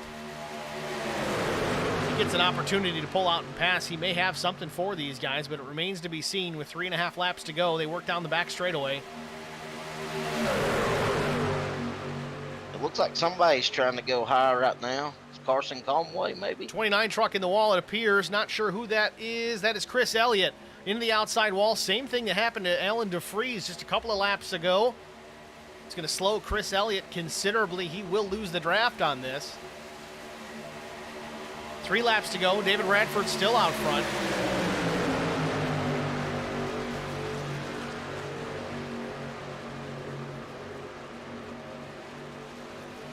I thought Chris Goins was going to maybe make a move to go in the middle there, but he thought better of it.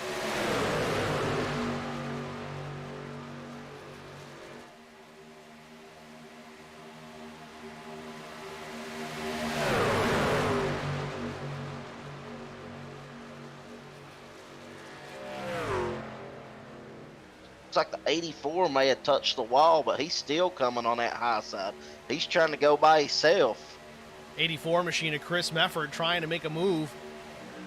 3 wide. You got the inside there. You got Will Hewitt on the 33. Then brother Brandon Mefford, the 83. Will Hewitt, the 33. Big push coming from Sherdeck and the 00 Thunderclap machine. Contact made. Everybody gets away. The 84's in the wall. We got the regular wreck. The 43, Logan Keys in trouble. What do you got for temps there? Yellow comes out with 2.5 laps to go. Again, caution laps do not count. This will send us to our first of potentially 3 green, white, checkered finishes.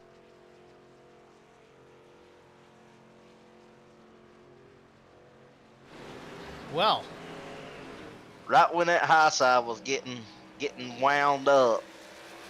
well, let's go back and take a look, see what happened with the 43. We saw things getting kind of dicey. It happens a little bit late. We'll back it up here. Will Hewitt in behind the 43. Keys tries to look to the inside. Mark Thomas comes up a bit. Maybe some contact? Absolutely, yes. Mark Thomas in the 50 machine slides up, makes contact with the 43, and then it's right in front of the 33 of Will Hewitt. Sends Keys up the racetrack in front of the 84, and that was Chris Mefford. Terry Crouch gets a piece of that as well. I'm not so sure if that might not have been a little bit of net code with the 50 and the 43. You know, it may have started that way. Let's try and look at it from another angle here. I think the 50 was definitely coming up, but I don't know if he came up enough to get into him.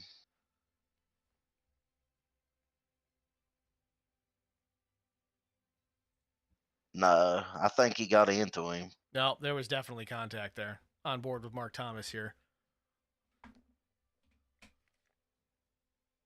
Yeah, that initial camera view you showed, I thought maybe they may have been a little bit of net code, but after that view you just showed, it was definitely contact.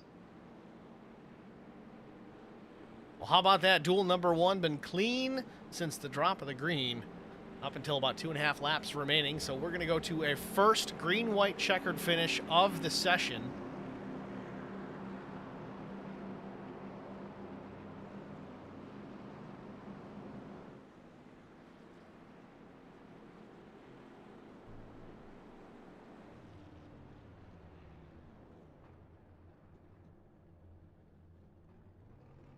Again, these drivers do all have a fast repair to use, so they're not out of this just yet. Chris Mefford, obviously involved in that. He's going to take some tires here, see what he can come up with. Tires, not necessarily a super big advantage, but it does allow you to make a little bit more aggressive moves out on the racetrack than you typically would make on older tires. Yes, you can still run the same lap times around Daytona, but you can't be really aggressive on, say, changing lanes or trying to make a move for the lead, trying to draft on up through the field. So fresh rubber on these trucks here on a late restart, not necessarily a bad idea, especially if you're already having to go down pit lane for service and repairs.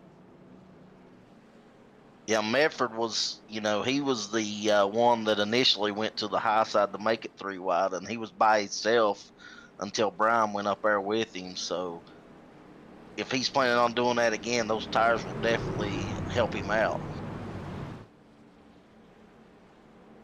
Track temperature tonight, 80 degrees. Much, much cooler than we had in the qualifying session. 90% humidity. Actually, a relatively comfortable night here in Daytona. Humidity a little high, but not terribly hot as the sun continues to set here at Daytona Beach.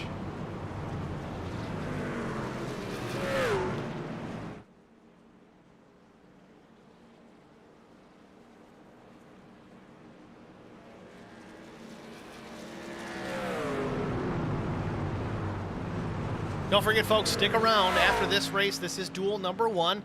We do have duel number 2, which is another 20-lap shootout type event to help set the rest of the field for next week's Daytona 188, presented by Right Turn Racing. Tonight's duels, it is the Triad Duels, Triad Electrical Solutions Incorporated, coming on board as a sponsor for tonight's event, and really the whole season. Certainly thank them for being a part of this.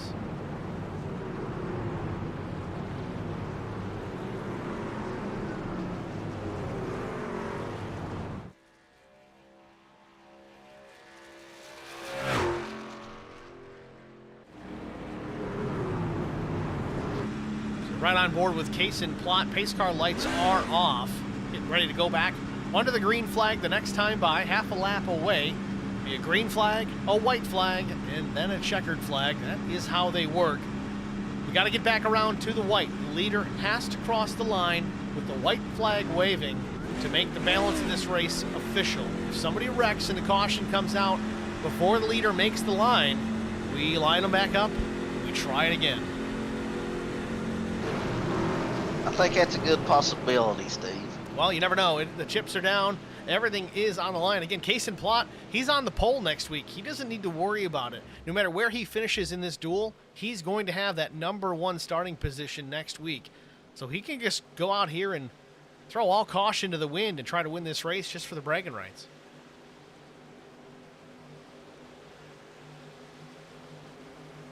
Pace car down pit lane. Green flag. Good jump for Case and Plot. Starts to run away a bit from David Bradford. Can Bradford come down in front of McCann? There might have been some room. He decides to stay up top, or does he? No, Case and Plot. He's going to slide up in front of Bradford.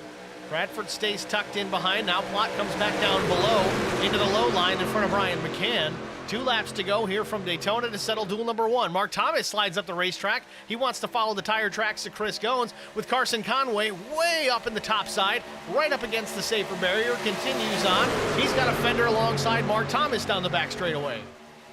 Carson done a fantastic job of keeping that out of the wall. Now he's going to try to do something on the high side here and come to the white flag.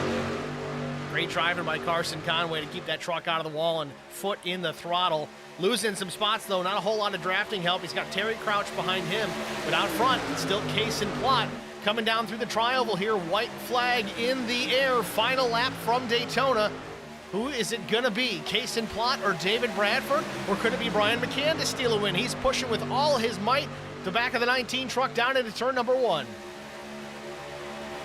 That high side's trying to get a run down the backstretch here. Chris Goins is going to do everything he can to push Bradford.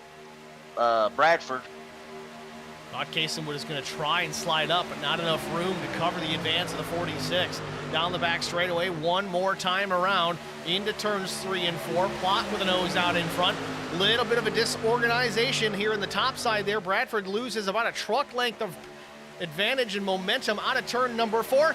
DeFries spins. That's not going to affect the leaders, but coming to the stripe, Case and Plott's going to win duel number 1, only by about half a truck length over David Bradford. Third place, Brian McCann. Chris Goins was 4th. Brandon Mefford finished in the 5th position. Wow.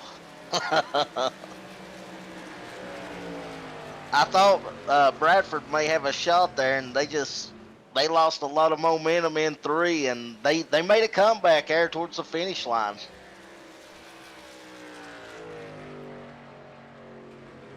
Case and Plott, the pole sitter, and then the Duels winner. So he's definitely flexing some muscle early on. Definitely someone to be reckoned with. He'd be a favorite next week rolling into Daytona for the big race. He's 2 for 2 right now. Came in and got the pole and then took the Duels win.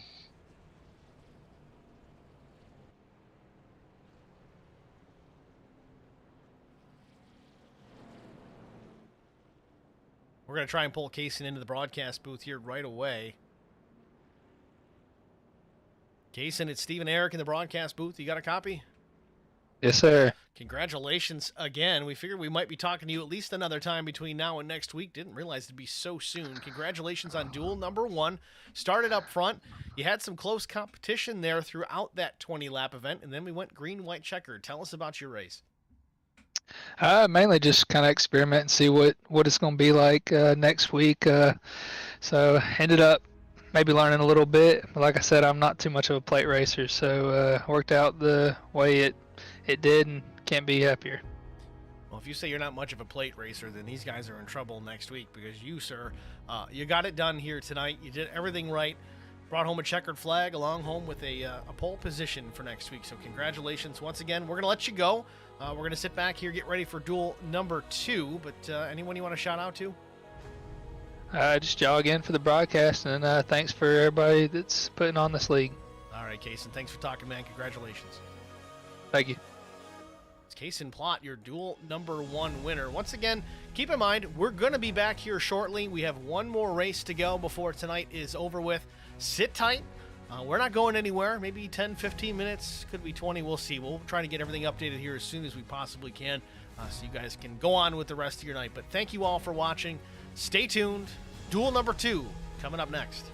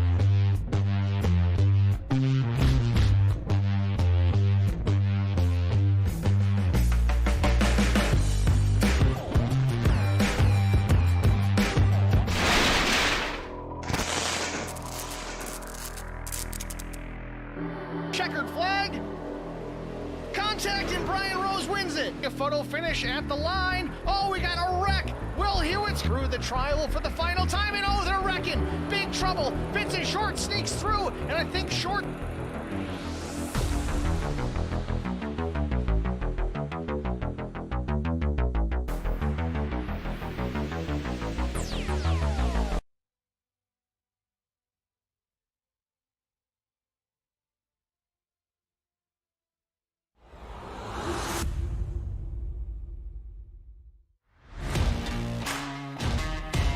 It looks like Millett might have won this. He did by 2/100ths of a second over Brandon.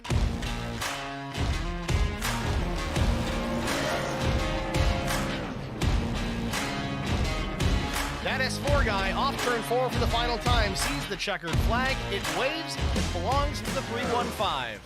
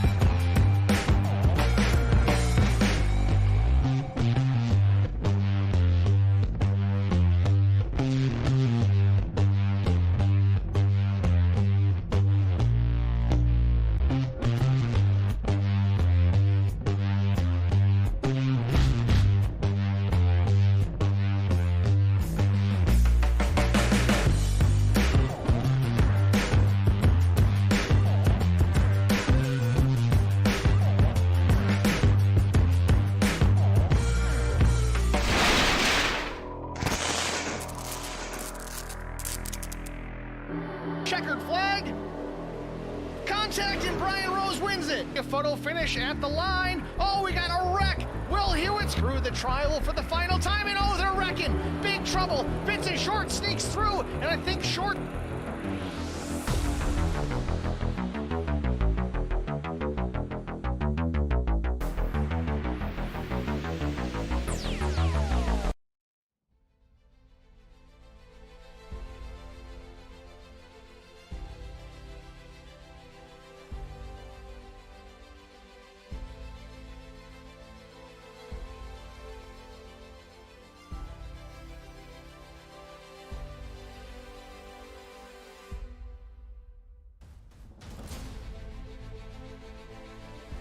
Welcome back, ladies and gentlemen. We are here at Daytona International Speedway for the conclusion of tonight's broadcast event. Duel number 2 coming up here in just a couple of minutes to settle the starting lineup for next week's Daytona 188, presented by Right Turn Racing. Tonight it's the Triad Duels. Duel number 1 complete. Kaysen Plott takes the checkered flag. Duel number 2 coming up next. Good evening, everyone. Again, if you're just joining us, I'm Steve Singer with HBR TV, joined in the booth by Eric Dotson. First and foremost, Eric, thanks for joining us. And gotta ask, what do you think so far of our night? Qualifying, duel number 1 complete, a lot of action in that first one. What do we expect here for the second one? I think it'll be a lot of the same. I think the track may have a little bit different feel, being that this one's going to be under the lights.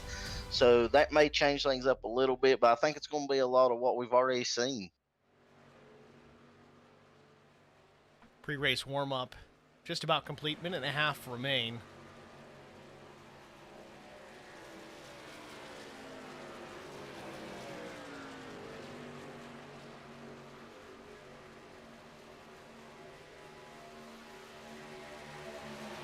A lot of Lone Star Racing entries in this particular event. I'd be curious to watch these guys tonight.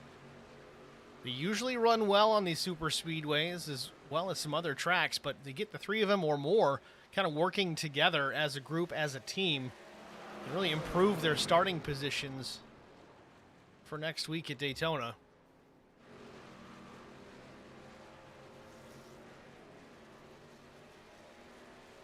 So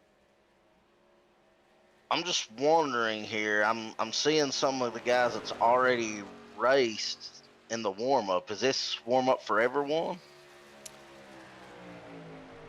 No. Interestingly enough, that is something that may need to be addressed. Maybe the warm-up is, but who was in the previous race that you're seeing that is here now? Both the Medfords. I'm pretty sure Bradford was, because he finished second. I hate to say this, brother, but I think you're in the wrong session. Because none of those names are on my live timing screen here. I'm on your screen. Hang on. We'll fix that. Watch this. Just got to reload the overlay. Yeah, there we go. All right. Well, there is that issue completed. Let's take a look at our starting grid here from Daytona for duel number 2.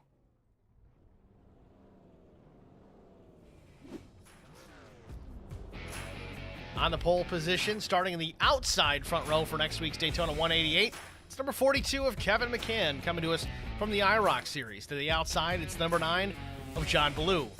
Row number 2, it is the 2 of Neil Quick, last season's Superior Class Auto Racing champion, flanked by Thomas Aaron, the number 93, with Champion Motorsports. Row number 3, the number 91, Blair Patterson, with Drew Blaze, a Lone Star Racing, starting 6th. Alfie Charon, the number 51, Charon Racing entry. He'll start 7th with number 5, Mark Truxell out of Indiana, the Little Tate's Cupcakes machine. He'll start 8th. Justin Johnson with Lone Star Racing. He'll roll from the 10th position. Jeremy Paris, the 9th position in the number 10. Jeremy Paris is in the 10th position, the number 24 out of Georgia.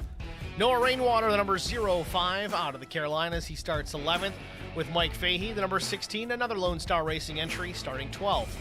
13th goes to Joe Tucker, says Lone Star Racing. Got to update our data here. That's old data, but he starts in the 13th position nonetheless. Brian Torsha with Prestige Worldwide. He starts 14th.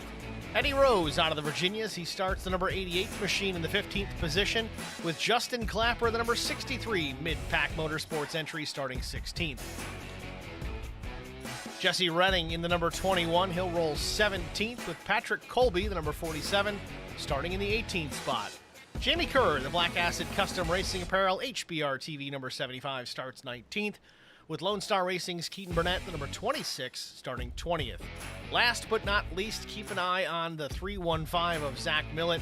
Had an issue in qualifying, caught a black flag, was not able to check in his time, so he's going to start shotgun on this field, see what he can do and work his way towards the front to better his starting position next week. It's your starting grid here from Daytona in Duel number 2. Field working the back straightaway right now, getting ready to go green the next time by. So who you got in this one? I think you won the last one. I'll let you pick first then, sir. I'm going to take Fahey. I'm going to take John Ballou, the number 9. John Blue versus Fahey. Now, let's not forget, I did win my pick last race. I picked Kaysen. So.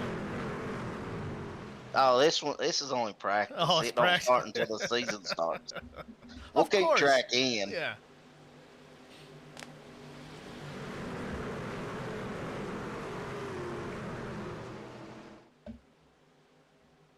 Pace car ducks down pit lane. Green flag waves. We are underway from Daytona. Looks like everybody's in the throttle. We're going to get these trucks up to speed. It looks like pretty even up front right now.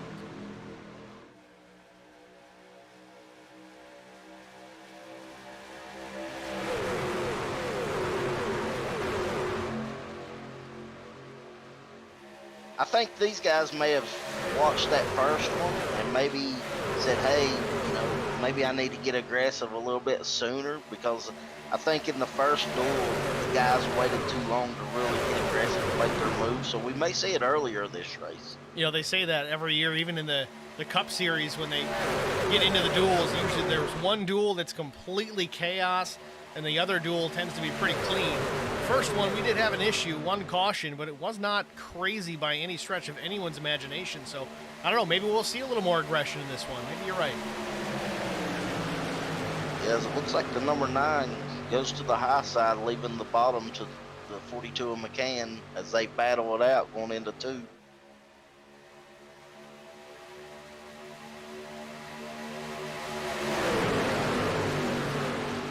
John Ballou did lead lap number 1.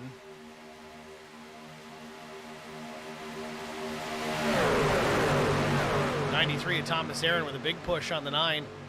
Gets him out in front into turns 3 and 4, but McCann battling back down in the bottom with a familiar face in his rear view mirror. That's the 2 of Neil Quick.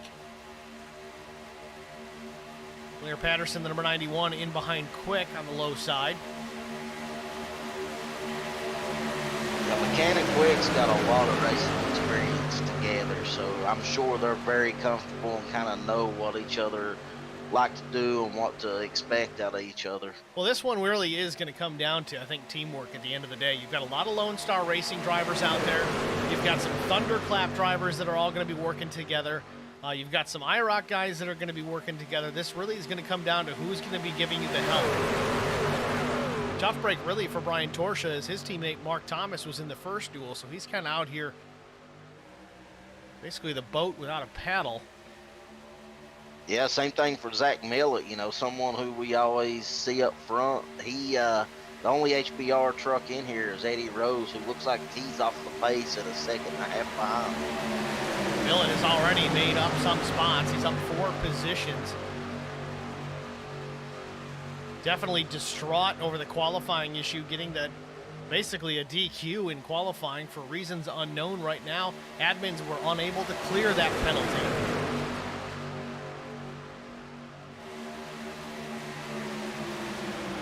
Keep an eye on Millett and see how he can work his way through the field. He is working the middle lane, though. Right on board with Zach. See how he negotiates through this traffic. Yeah, it looks like he's pretty determined to go to the front fast, and I think that's a good strategy to have. Big run out of turn 4. Look at this run that Millett has. He's going way to the outside. Woohoo! Looks like he's got some help with the 47. Patrick Colby tucks in behind. Mark Truxell slides up in front of Millett. Didn't seem a whole lot of guys trying to work that third lane up top in the first duel. Guys were a little apprehensive about doing it. We saw a couple guys try, ended up in the fence in doing so, but so far, so good. Zach Millett up 13 positions since the drop of the green flag, and did we have a car down the grass? We did. We had do. We got a somebody- wreck. Car spinning into turn number 3, no caution. Caution. There it is. Again, caution laps do not count. This might be the wild one you were speaking of. Only a handful of laps into it. Already our first yellow of the day. Let's see if we can get a look at it. Already in play at this point. Back her way up. How wide do we want to go? We'll start here and see where we end up. Somebody gets crossed up on the backstretch here, slides down. That's the 24. Gets into the 51 of Alfie Sharon. He goes down through the grass. I think that the old saying, you can't push the pusher. I think that's what originated with this. Not 100% sure, but that's what it looked like. Could be the case. Not a violent wreck by any means, but drivers getting caught up in it. Jamie Kerr tries to go to the high side, but just gets into the 05.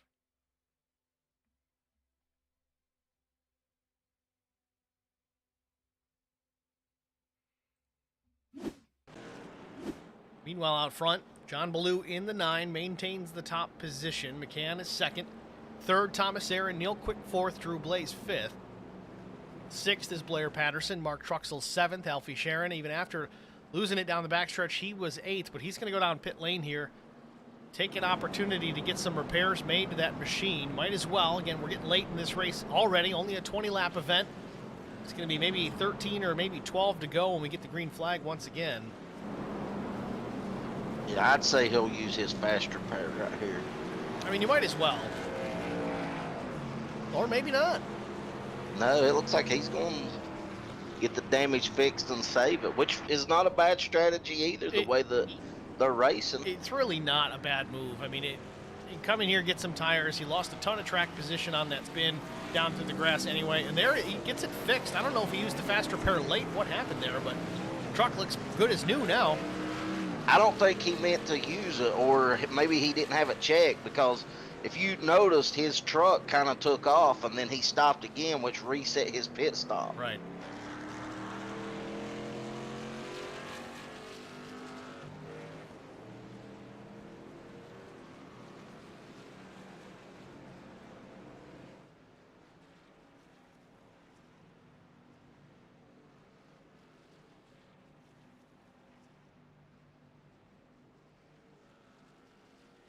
Anyway about it, he's got a fresh truck now, but now it's kind of, you got to kind of be a little bit more conservative and not be as aggressive, because there is 16 laps to go and you want to have that thing running at the end.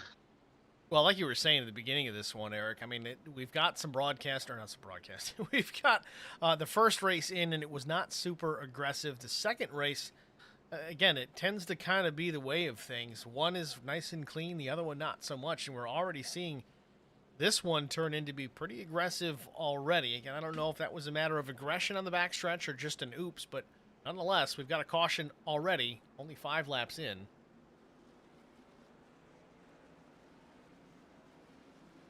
Remember, caution laps do not count, which is why you see the number of laps not being reduced as they cross the stripe here. If we have a couple more cautions, maybe fuel could play a factor here. I think we're going to need a lot more than a couple. We got full fuel load on the truck, and they can go, I think, 40-plus laps on a tank. Okay, I didn't know how much we had. Now, for this one, we went 100% fuel load, unlimited tires. It's only a 20-lap race. It's not really going to come into any strategy as far as that goes.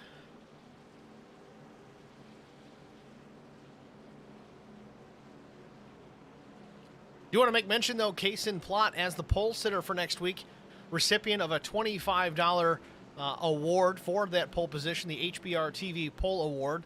He'll be getting that here post-race pretty soon as we can get contacted with Kaysen.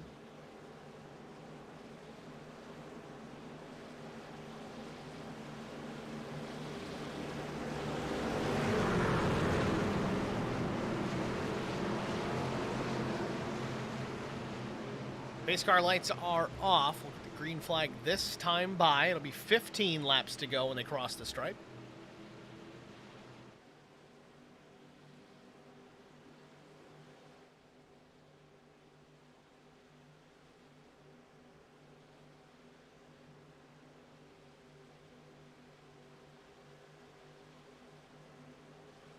Here we go. Green flag.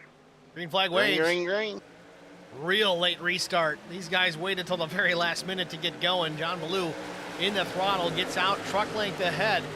The 93 of Thomas Aaron, that's the black and purple machine to the inside just behind the 9. But the top side, Kevin McCann with the 2 of Neil Quick, giving him a push. A little bit of drafting help. Also the 91 of Thomas Aaron. Zach Millett up into the top 10. Big run for Zach Millett. He's coming on the high side. Yeah, the 9 came up and the McCann had to check up, and Millett took big advantage of that. Millett went from 8th to almost the 3rd position, if not higher there down the back straightaway. Not a ton of help up on that high lane, though. He's going to have to find a way around.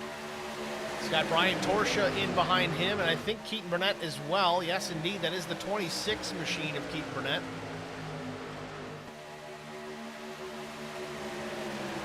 Yeah, I don't think he's going to have enough help. I think the 81 may duck back down once he clears the 47.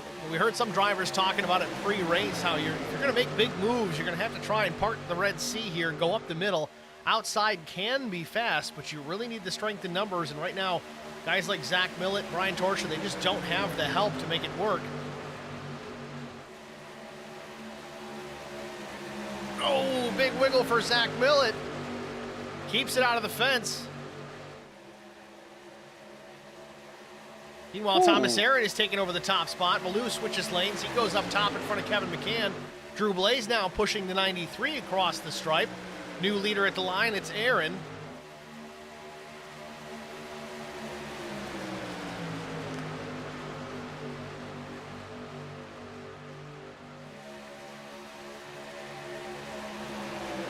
Yeah, I think these guys up front here, they're just trying to maybe calm down a little bit. I know when you start to get 3 wide and go all over the place, your adrenaline gets up.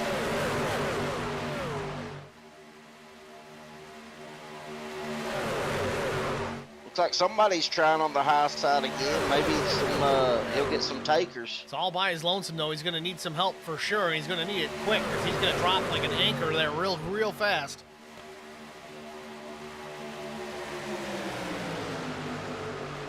Yeah, I don't think he's going to have any takers. Well, you got one pulling in behind. I think that might be the 24, Jeremy Paris, but still a couple of truck lengths between the two of them. In fact, Paris drops back down behind Alfie Charon. 3 wide, the 47 up top. That's Patrick Colby. Was trying to make a go of it on the high side.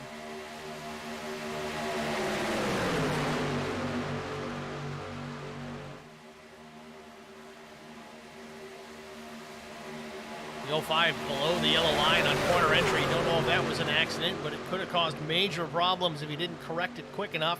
He did. He stays in it, back in the throttle. Teammate out front, Thomas Aaron, the 93. He's going to lead this lap too. It appears to be the case. Drew Blaze still pushing Aaron to the line. The outside is John Ballou, Kevin McCann, and Neil Quick.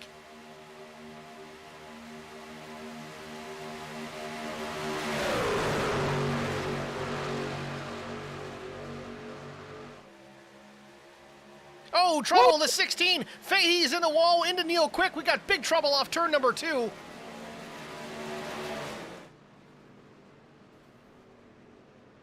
Zach Millett looks to be involved in it as well. Caution, caution, caution. Caution is finally out. Caution on the speedway.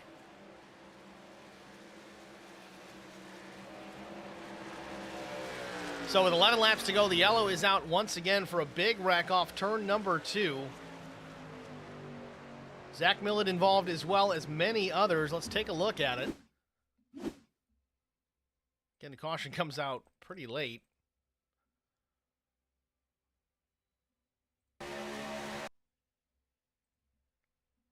Trouble happening, it looks like just ahead. Fahey gets crossed up from a ill-timed push. He slides up the track, gets Neil quick, gets the 91 as well. Fahey checks up. Millett checks up. Gets a piece of Jesse Redding. Keaton Burnett comes into this. Brian Torsha's into this.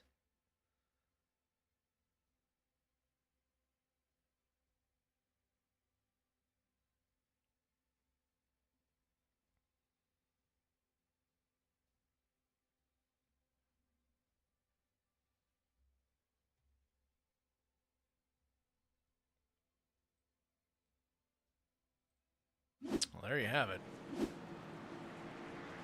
With that, we're going to step aside, get a break out of the way. We'll be back with the green flag after this. I would definitely recommend the Garza Law Firm to all my family and friends because I know how he's treated me. I have been playing basketball ever since I can remember. I just finished my 6-year career playing for the University of Tennessee. I feel like we're both striving to be better every day. He's always responded quickly and has always come through with whatever he said that he's going to do. The Garza Law Firm is definitely somebody you want on your team. The Garza Law Firm. Let us help.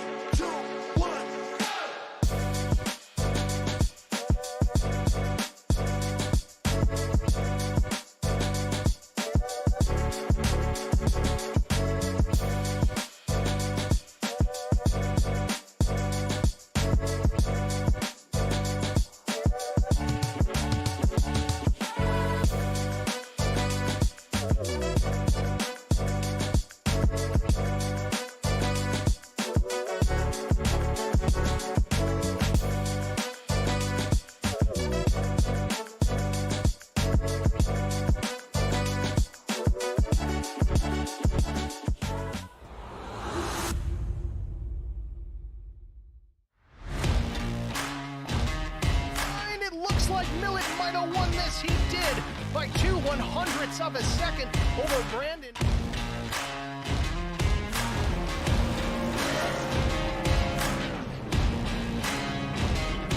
That S4 guy off turn 4 for the final time sees the checkered flag. It waves. It belongs to the 315.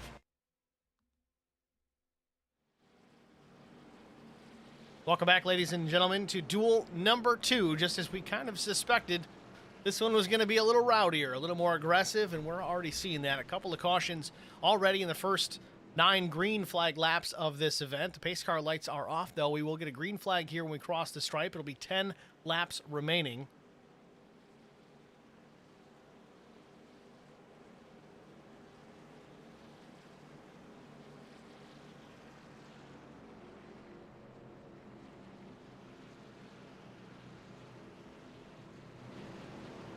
Current top 5, Tom Aaron, John Ballou, Drew Blaze, Kevin McCann, and Mark Truxell. Surprise, surprise, Truxell slowly but surely working his way towards the front. Then it's Justin Clapper, Joe Tucker, Pat Colby, Alfie Charon, and Jeremy Paris. That's your current top 10. Then Jamie Kerr, Eddie Rose, Mike Fahey, Neil Quick, Blair Patterson, Zach Millett back in 16th, Brian Torsha, Noah Rainwater, Jesse Redding, Justin Johnson, Keaton Burnett. So far, all trucks still on the lead lap, even after these issues. Fast repairs getting used a bunch here tonight, though. Only got 1 per truck. Got to be careful from here on in. Pace car hits pit lane in the Geico restart zone. Green flag waves. We're back underway from Daytona. Looks like the 9 got a pretty good jump. 93 is able to hold him off, though, and they'll go into turn 1 battling it out. You know, getting a good jump at Daytona is not always a good thing because you're out there on your own island with no help. Everybody else behind you, yeah, they're coming up to speed, but they've got a little bit of drafting help to get it done. I think the biggest thing you got to worry about if you're in that lead position, if you get too big of a jump and the truck behind you drafts up real quick and clears the high side, then they can kind of slingshot you. Yeah, definitely a risk you take, but you also don't want to be slow on it, get run over, get turned. Who knows what can happen. At the stripe, looks like Blue's going to lead that lap. We've got 9 to go. Thomas Aaron, your leader now, as he noses out in front down into turn number 1. Pushed from Drew Blaze there in the second position down on the inside. You still have Mark Truxell, and then the 13 of Joe Tucker sporting some new colors, some HBR TV sponsorship on that machine.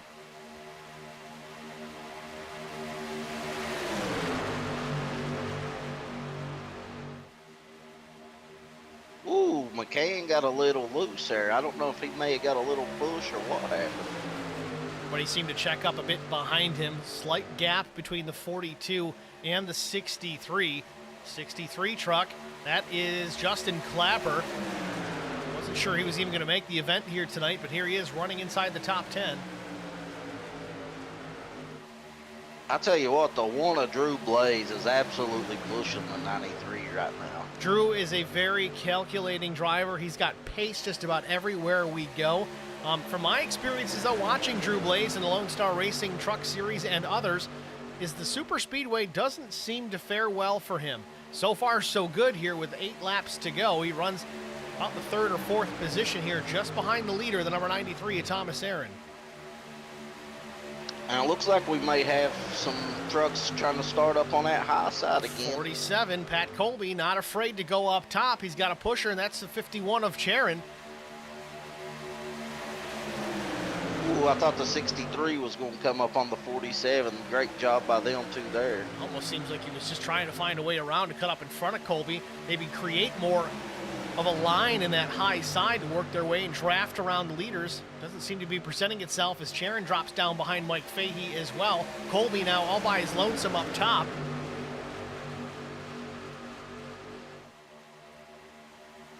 Looks like somebody else is going to come help him here. That's going to be the 24, Jeremy Paris. He also has not been bashful about going up top. Again, still needs some help to do it. High side can work. You can be 3 wide here at Daytona, but it is dicey at best. And a little wiggle from Sharon. No contact made. Everybody gets away clean. Woo!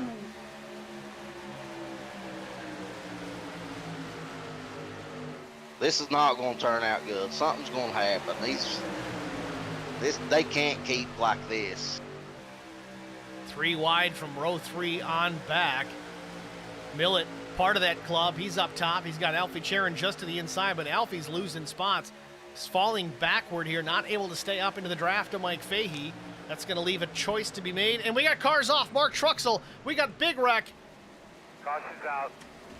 Any thoughts on pitting or staying out at all? Alfie Charon slow in the backstretch. Don't know if he was actually involved in this or not. In fact, the truck looks pretty clean. I don't know if he just felt like that was coming or what, but his intuition saved his tail end.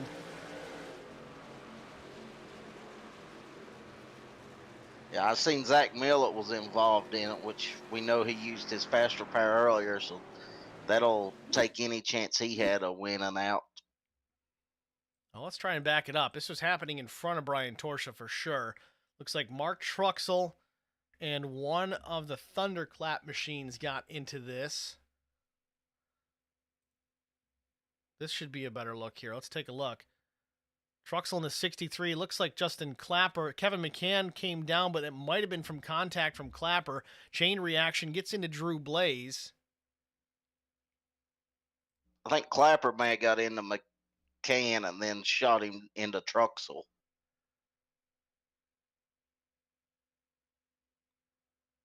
Oh, and Blaze gets into Millet hard. Those two had a big-time battle coming down to the Lone Star Racing Truck Championship. Millet ended up finishing runner-up in that series.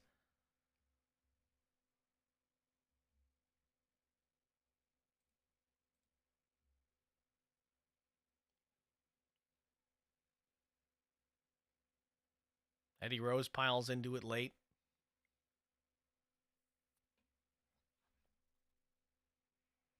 Well, it's exactly what we expected.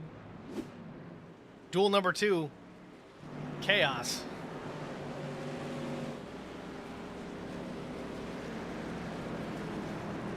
Yeah, I mean, I don't know if we're finished with it. When they go back green, there'll be 5 to go.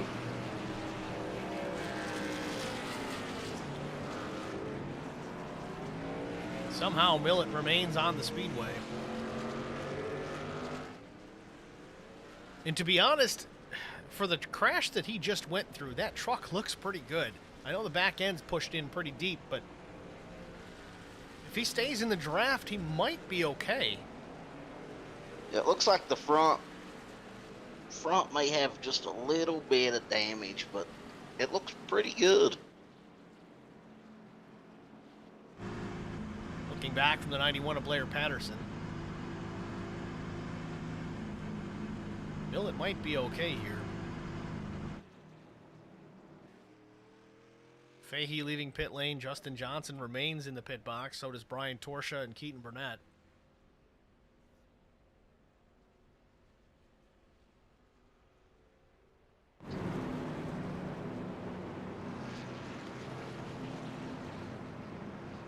I mean, I think, you know, everybody's going to be wanting to get as much as they can here because track position's going to be a factor next week.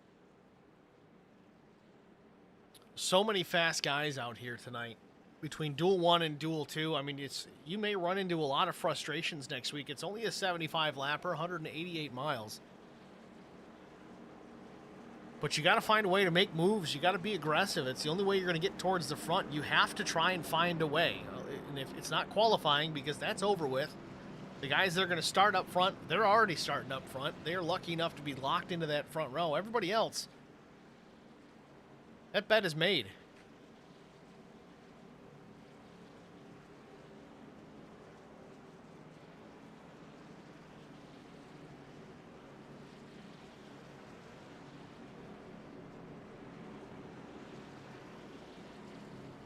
Trying to get the lineup straightened out here is showing Brian Torsha as the leader. That is not the case. Your leader is actually the 93 Thomas Aaron, and then John Ballou is second. Overlays rely on iRacing communication and its data to display properly. Just not working out yet, but I'm sure the next time by that'll get straightened out when they cross the stripe.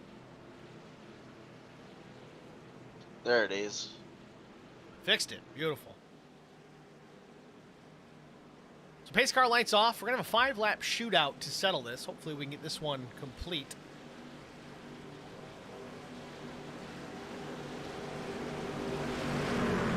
Without any further incidents. So, running orders. Go ahead, Eric. I said they may be a little bit more careful with a lot of them using their faster pairs up now. Oh, we'll see. Right now, Thomas Aaron, John Ballou, Joe Tucker, Jamie Kerr, Blair Patterson, the top 5. Millet's still shown in the 6th position. We'll have to see how good he does with that damaged truck. That's all he can do is try at this point. Pace car is off. Green flag. Green flag waves are back underway.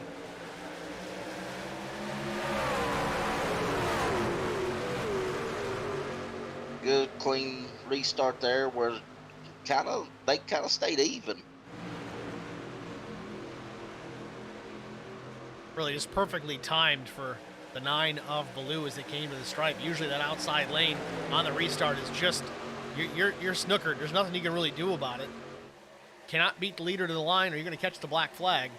Down the backstretch they roll. Millet still in contention. Right up the back bumper of Jamie Kerr. He's got Mike Fahey to his back bumper. No, that's Neil Quick actually in the 2. 13 slides up a little bit. Joe Tucker in the mix. Big draft on the bottom. Thomas Aaron still with the lead. Blair Patterson, the number 91, just in behind Tucker. Yeah, that top line's had a struggle getting going right here. It looks like they may be getting it together right here as the 9's almost beside the 93. Tucker keeps sliding up just a bit, trying to get a peek around the right side of the number 93, Thomas Aaron, your leader down in the bottom, the black and purple Silverado. That outside lane, though, Eric, you're right. Not real organized, and Jamie Kerr slides out of line as well. He's going to jump up in front of Mark Truxell and Kevin McCann. Oh, contact. Jamie Kerr in the wall in the backstretch, but he continues.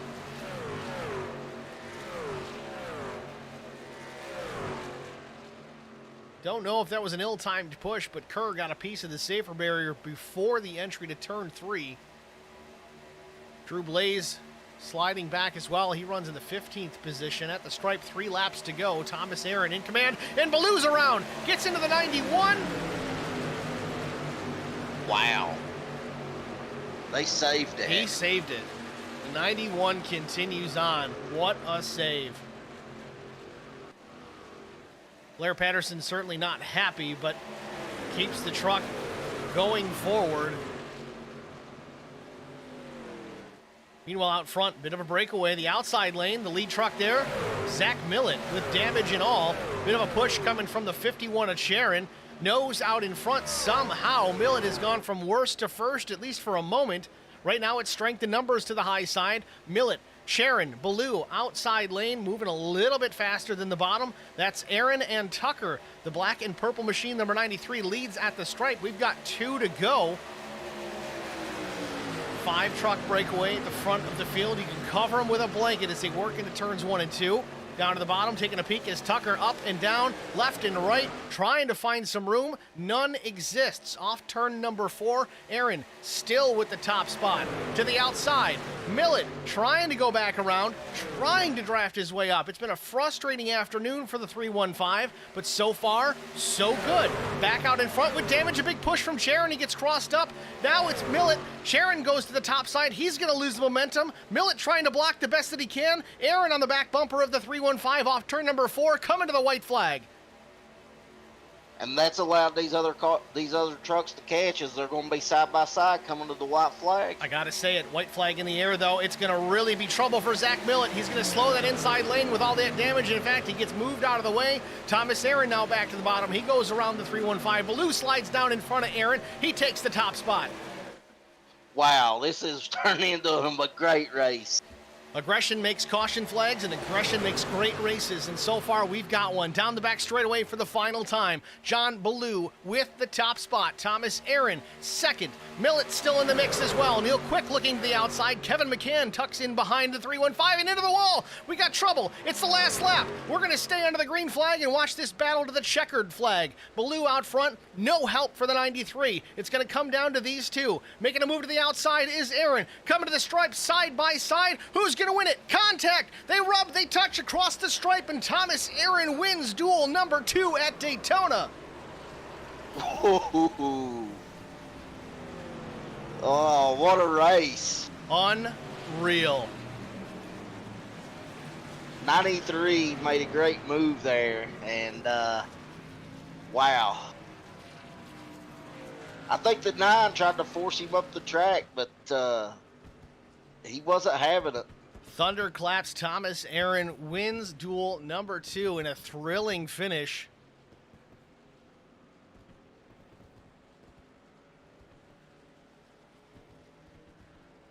All I gotta say is wow.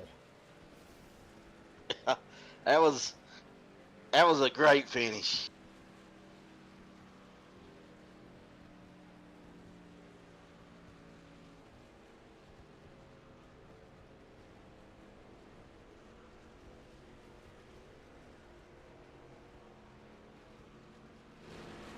Thomas Aaron out of Thunderclap Stables. New to the fold over here. Takes duel number 2.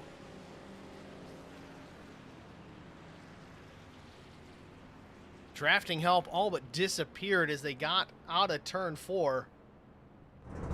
I thought he had waited too late coming out of he stayed behind the 9 there for a while, but he knew exactly what he was doing.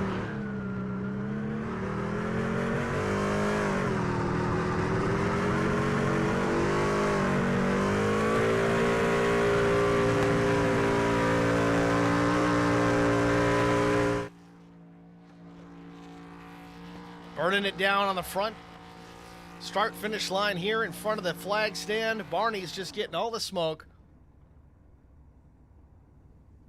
I think he blew her up. No, there's still life in that Chevrolet.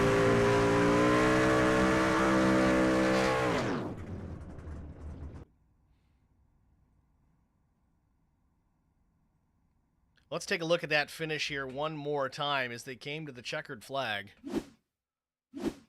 Off turn number 4, again, it was just Baloo and Aaron kind of all by themselves.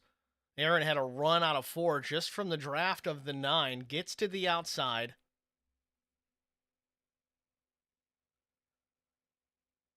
Now Baloo's going to slide up here and try and break that momentum that's coming. Might have been a little bit too much. Aaron stays in the gas. I don't think he got a piece of the wall, but then a little bit of netcode between the two. But then they catch right front tire to left front tire, and that's that. That's the finish. So they get to the stripe. What a race. With that, we're going to step aside here. We're hopefully going to get a winner here, Thomas Aaron, in the booth with an interview. We'll be back after this. I would definitely recommend the Garza Law Firm to all my family and friends because I know how he's treated me. I have been playing basketball ever since I can remember. I just finished my 6-year career playing for the University of Tennessee. I feel like we're both striving to be better every day. He's always responded quickly and has always come through with whatever he said that he's going to do. The Garza Law Firm is definitely somebody you want on your team. The Garza Law Firm. Let us help.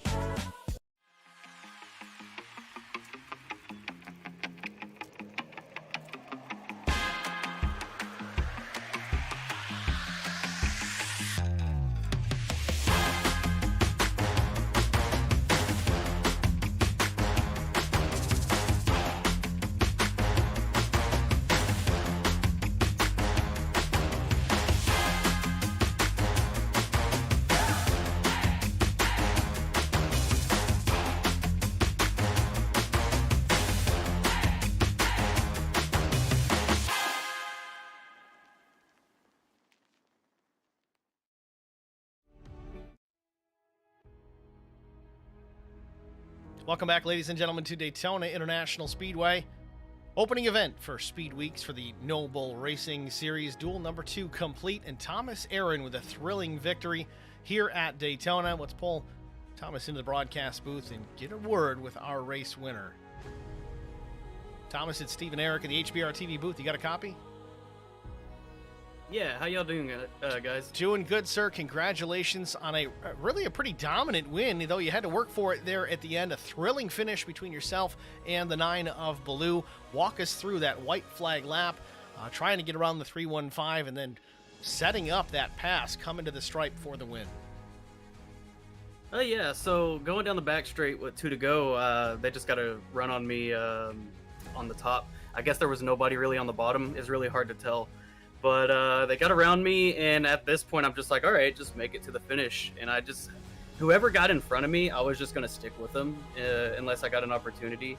And then I guess the seas parted ways, and you kind of just running on instinct at that point, and just went in the middle when the 315 went to the apron, and then got clear.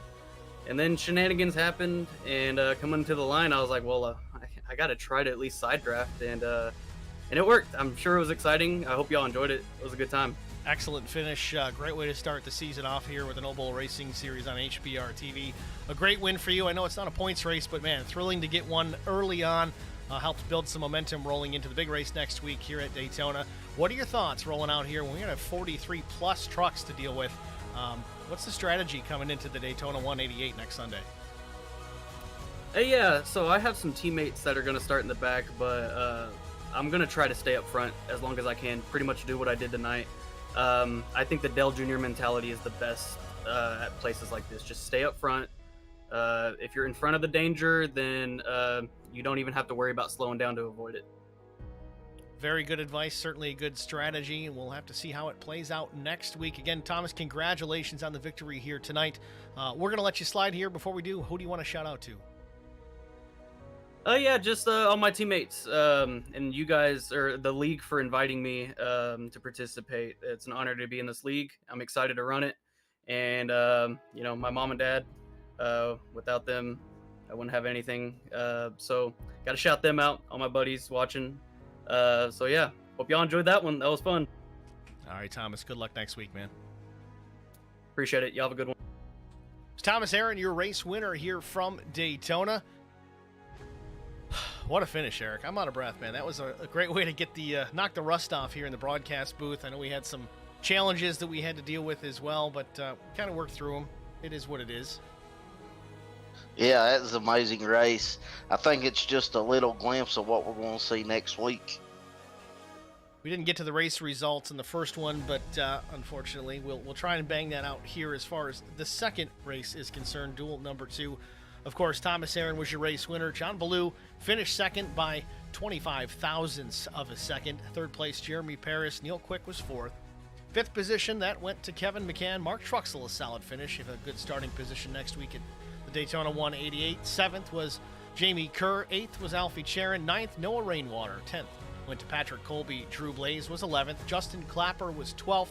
Blair Patterson finished in the 13th position. 14th, Brian Torsha. Justin Johnson was 15th. Eddie Rose, solid finish for the 88. He was 16th. Zach Millett, tough break, started dead last. I mean, he made an improvement. I mean, you didn't finish where you started, so it is what it is. He was up there challenging for the win, for the lead, and just didn't work out for the 315. Mike Fahey was 18th. Keaton Burnett, 19th. Jesse Redding, 20th. Joe Tucker, last but not least. Again, not the results he wanted to see. He was battling up there for those top spots late as well. Had a chance at winning this thing for sure. Well, that's going to wrap it up for us here at Virtual Daytona International Speedway. Really the first event of the Noble Racing Series. We did pole qualifying, then the 2 duels. I'd say overall a successful night. I'm certainly looking forward to this season. Tune in next week for the Daytona 188 presented by Right Turn Racing. Certainly a big thanks to Triad Electrical for coming in and sponsoring tonight's duels and for the rest of the season being a part of this great program that we've got in store for you guys. Thanks for watching, everybody. Have a great night.